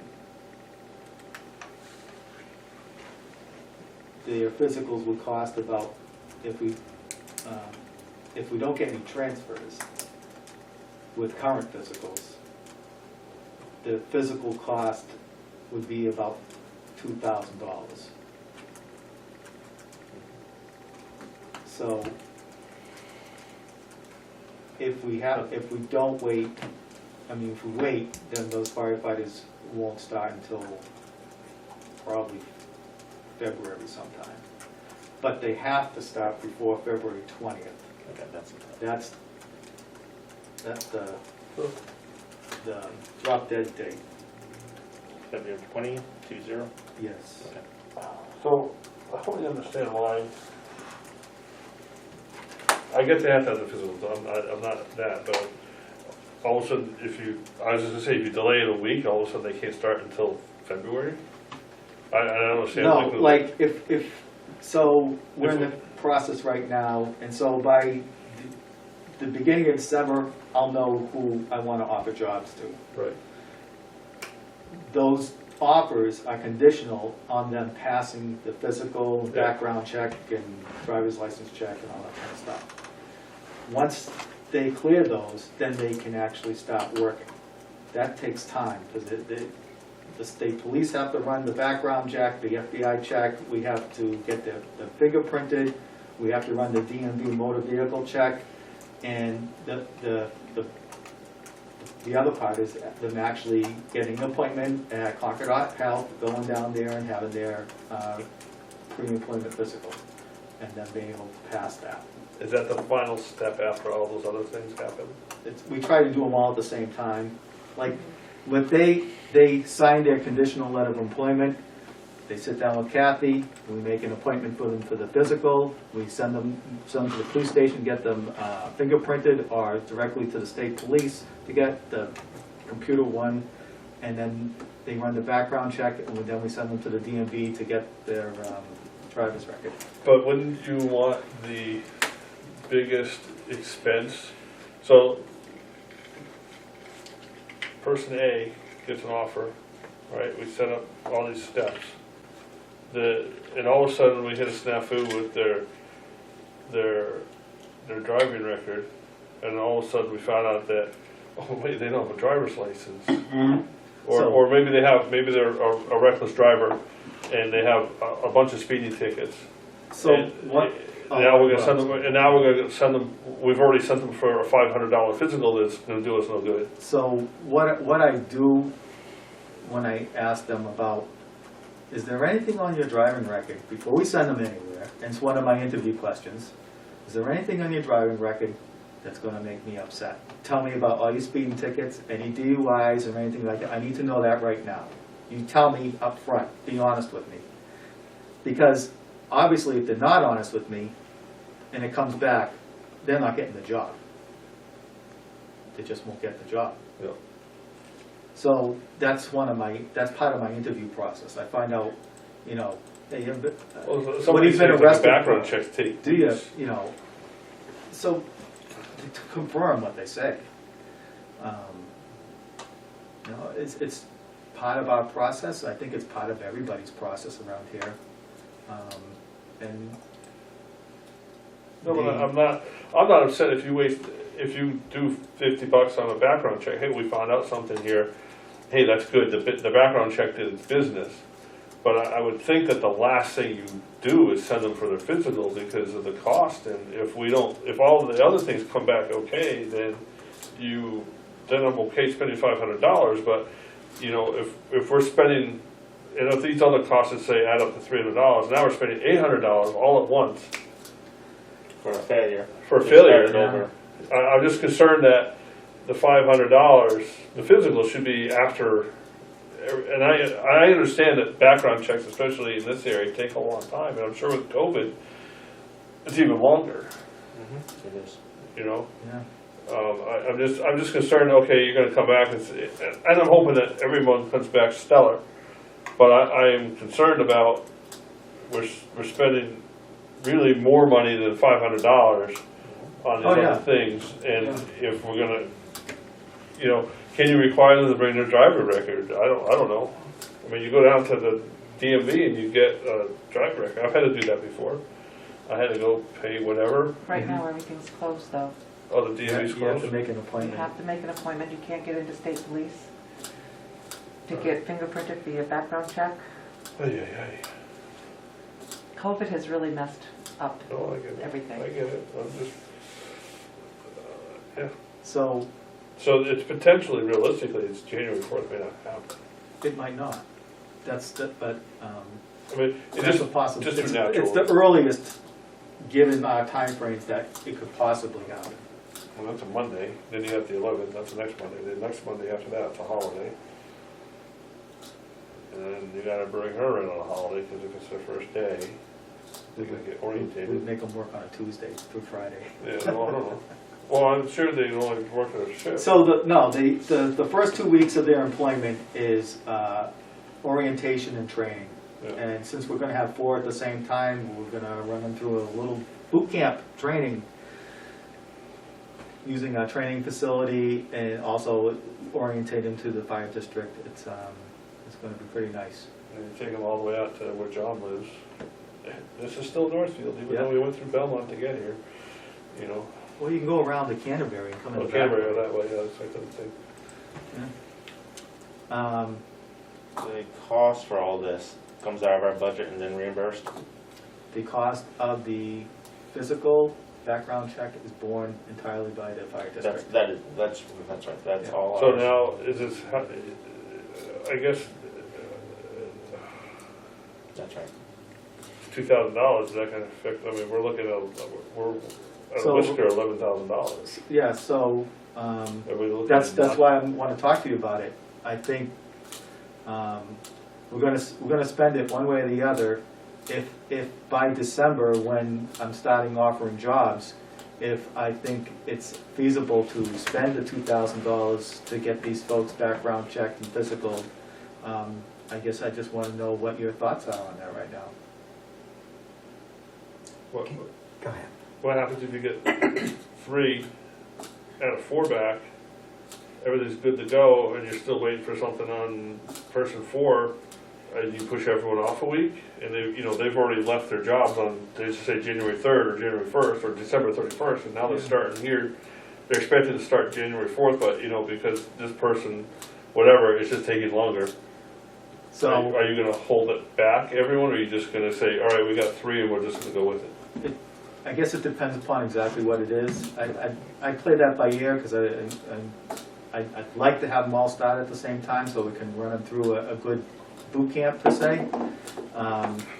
But at the same time, if say we only get 3 candidates accept the position because all these other fire departments sucked everybody else up, then that's what it is, you know? We'll play that by, if we have to repost, we'll repost. That's it? Yeah. Okay, this is where, where I said, I wanted to bring up the night, I mean, the time and response times and everything, because when these guys are hired, they are hired to do what they're told. I mean, let's face it, you don't have to have them on the shift. There's companies out there, Okay, finish. there are companies out there that we can have them on a shift. We can stagger the shifts. I don't see why we don't stagger them. You know, if a guy works from 7 to 7, why not put one of them guys comes in at, 6 hours or 8 hours difference, and he works and stagger them like that. The overtime, you heard all these guys in here saying how they're overworked and everything. Well, this is the opportunity to take some of the overtime away from them because they're overworked. The other thing, too, is working nights. And I've said this time and time again, which really bothers me, that they get paid to sleep. And don't get me wrong, I know all of them do that. But they do get paid to sleep, and they have a second job because they can rest. I'm not saying you have to get up at night if you have a call. That is true. So why couldn't you take and just leave 3 guys on at night because you have volunteers, and take the other guy and cut the overtime in half.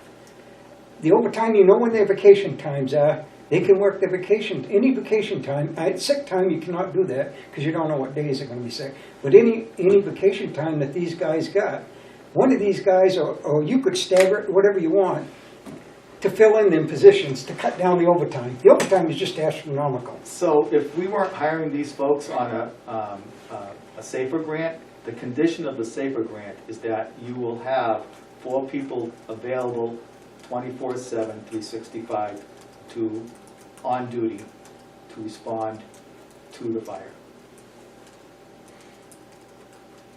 Okay. So I can't. You could stagger the shifts, though. You could stagger it so, and I never could understand. Staggering so I'll have total of 16 folks, line personnel that work the shifts. Yeah. And our shift pattern is you work 24 on, 48 off, 24 on, 96 off. There's 4 groups that do that comprise of, is it a 28 days rotation? So why wouldn't you do 12 on, 12 off, or 12, and do it in 12s? You could. When I first got on the job, we didn't work 12/12s, but we worked 11-hour days and 10-hour days. Instead of 24, you said 24 on. It's you end up working the same amount of hours. Staggering the shifts doesn't change the fact that you still average 42 hours a week, 288 hours a year of scheduled time. There's got to be a way to stagger the people, though. I would think stagger the people so you can get rid of some of the overtime. The overtime is killing us. It really is. The only way to reduce the overtime would be to hire additional people that would be filling, not part of the grant, that would fill in, say they just work days or whatever it is. You just can't call them up and say, you're going to work Tuesday and Thursday and you can have the rest of the week off. But you would know when all the vacation time is because whoever works for us, they got to put in the vacation time. Yes. I take it a year ahead. No. Then they'd have to put in, say a month ahead or 2 months ahead. That's not a lot. All I'm saying is, it's almost like they get control of us. We have no control whatsoever, and they come back and they're going to threaten us. yeah, we're gonna get done, we can go here and go there. Well, that's not fair to the community here that they wanna service all the time and say, we wanna protect the people that work here. We want you guys to have the best. Well, maybe you are trying to give us the best, but you ain't helping us at all. It bothers me. There's gotta be a way, and I'm sure there's a company out there that would come in here and could figure out how to do that. So the way to help alleviate some of the overtime costs is what you call impact staffing. You look at when most of your calls are, and you hire additional people to help you during those call times, or you hire more people than you need per shift, and you don't fill the first 1 or 2 or 3 people on overtime, but you go down to that minimum level. Our minimum level is going to be 4 people on duty 24/7. If we had 5 people on duty 24/7, the first person out because they were sick or took vacation, you could say, we're not going to pay overtime for that position, we're just going to work less than that. So okay, let me bring this up again. Okay, so the government's paying for this, so it's free. So after the 3 or 4 years, the 4 years is up, or whatever, 3 years, we say to them, look, if you want your job, this is the way it's going to be. You're going to cover these shifts, and if you don't, you're done. We don't have to go with 4 again. You could go back and say, Well, hey, if they're going to continue to be full-time employees, they have to be guaranteed certain hours, the 42 hours a week, averaged out. So well, I'm sure it's not like you can throw it around. I'm sure there's got to be a way to figure this out. And there again, I'm not a mathematician or anything like that, but I'm sure somebody could come in here and figure a way.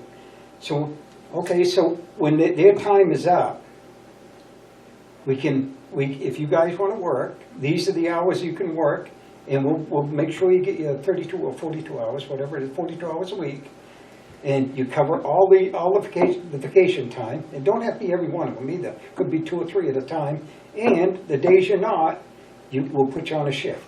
I mean, there's got to be a way to do that. I can't believe there's not a way to do it. Well, if there was, I think somebody would be doing it already. Well, no, I think what it is people just, they don't want to do it. They feel as like they've been threatened because they would come in here and say, well, I'm not going to work that, I'm going to quit. A lot of times it's per diem is a way that you can get around that. But It would have to be per diem, but the quality, per diem employees work like 1 day here, 1 day there, but they don't know the community, they don't generally know the equipment as well as a regular person.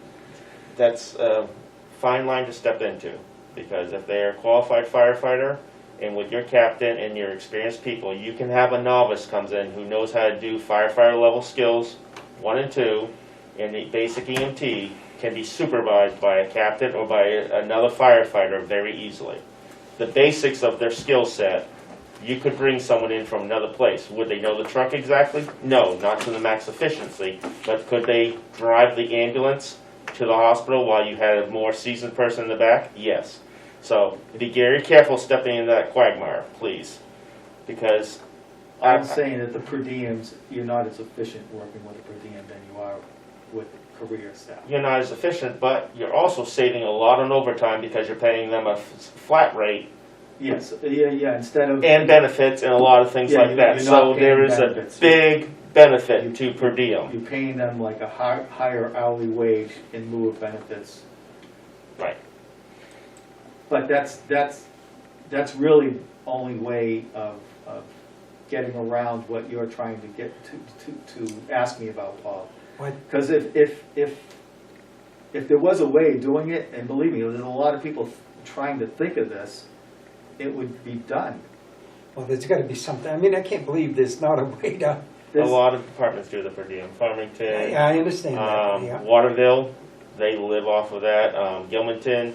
So there's a lot of departments around us where they're looking for that additional. So they have the minimum, and it's nice to be able to go up to that, but that's what they use the per diem. If they don't have that, then they have the minimum. I need to reread that grant about if we go under 4 people. because I have a concern with that, because I didn't read that in the grant initially, that The you. whole premise of the grant is to have 4 people on the engine. Right. Or 4 people responding, it could be 2 on the engine, 2 on Right, the ambulance. I was I read it in detail, as you saw, so I will go back and reread that. If we had someone out sick, we would still be a minimum manning of 3. I'm not sure that that violates the grant, as an exception to the grant, not the norm.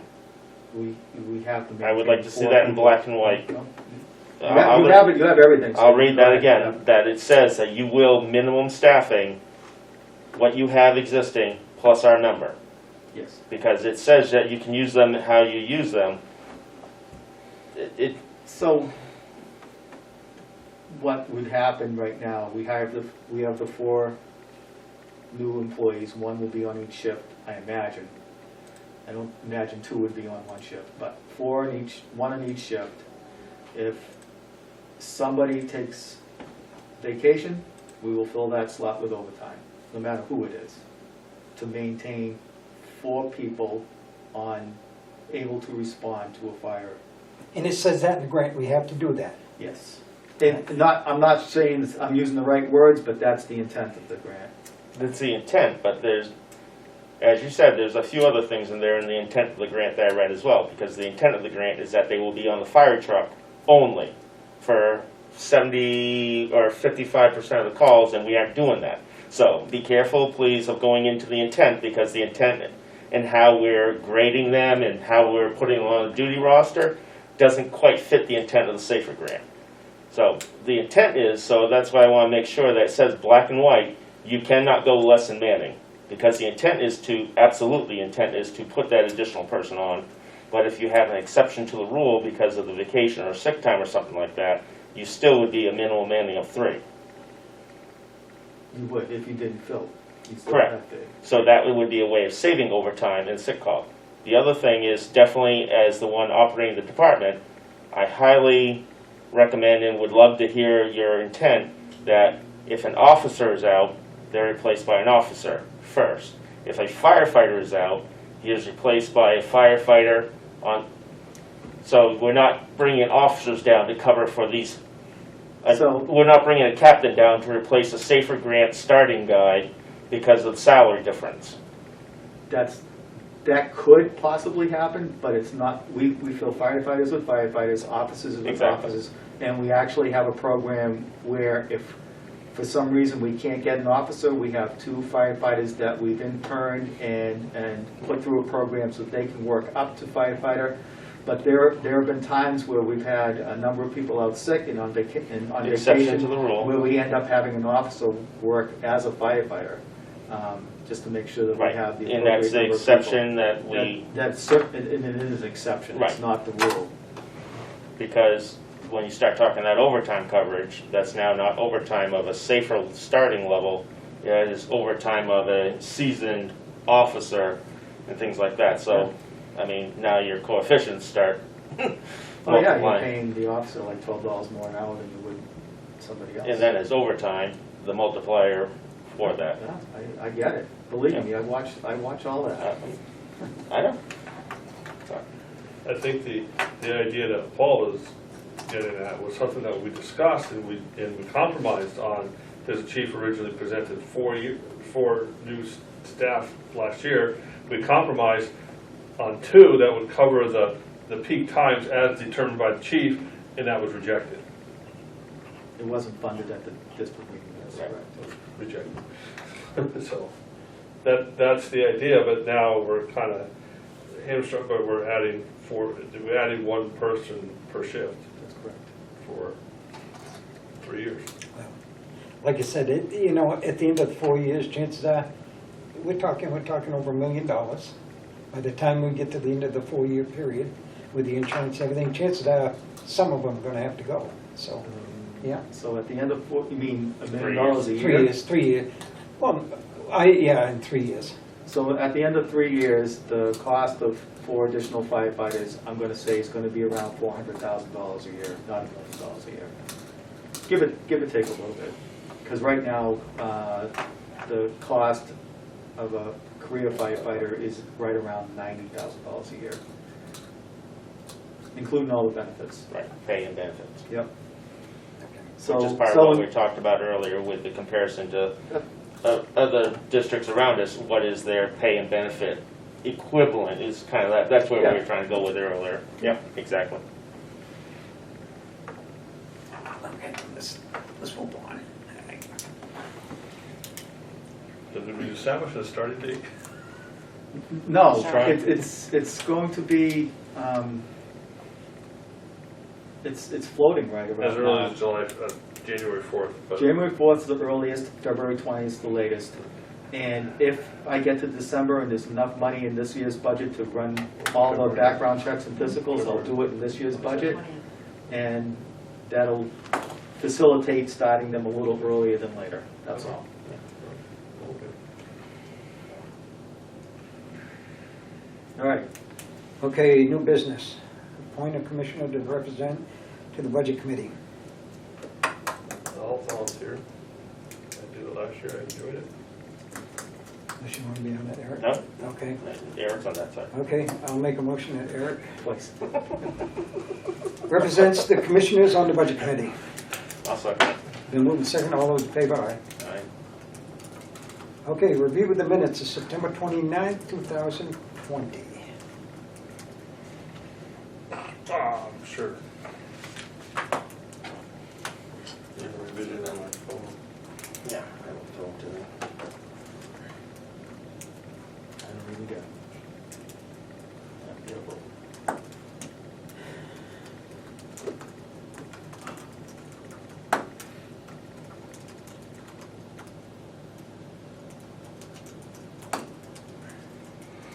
oh, where am I here? Oh, what is that? Some emails where it said, huh? What was that? I just got a message that email I sent from May 29th didn't go through. Oh. So, September 29th is the first one, right? Yeah. Okay.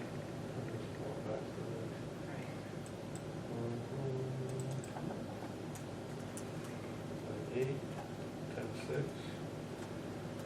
What did I have? September 29th. It was sent October 6th. Oh, draft, you know what, I was looking for Beth. No. Yeah, no. I did that one. All right. Yeah. Yeah, I read that one last meeting. It was budget workshop numbers. Yes, it was. Oh, the budget. Oh.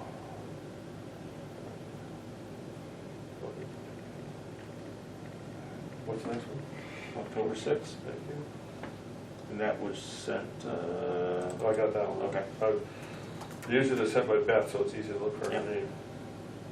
That one's one where we talked about the emails and we responded to the emails from the correspondence. Right.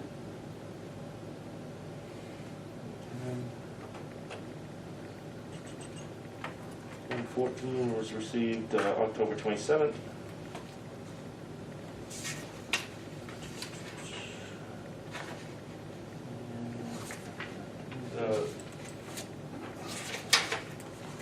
That was one that we met, commissioners only, chief couldn't make it.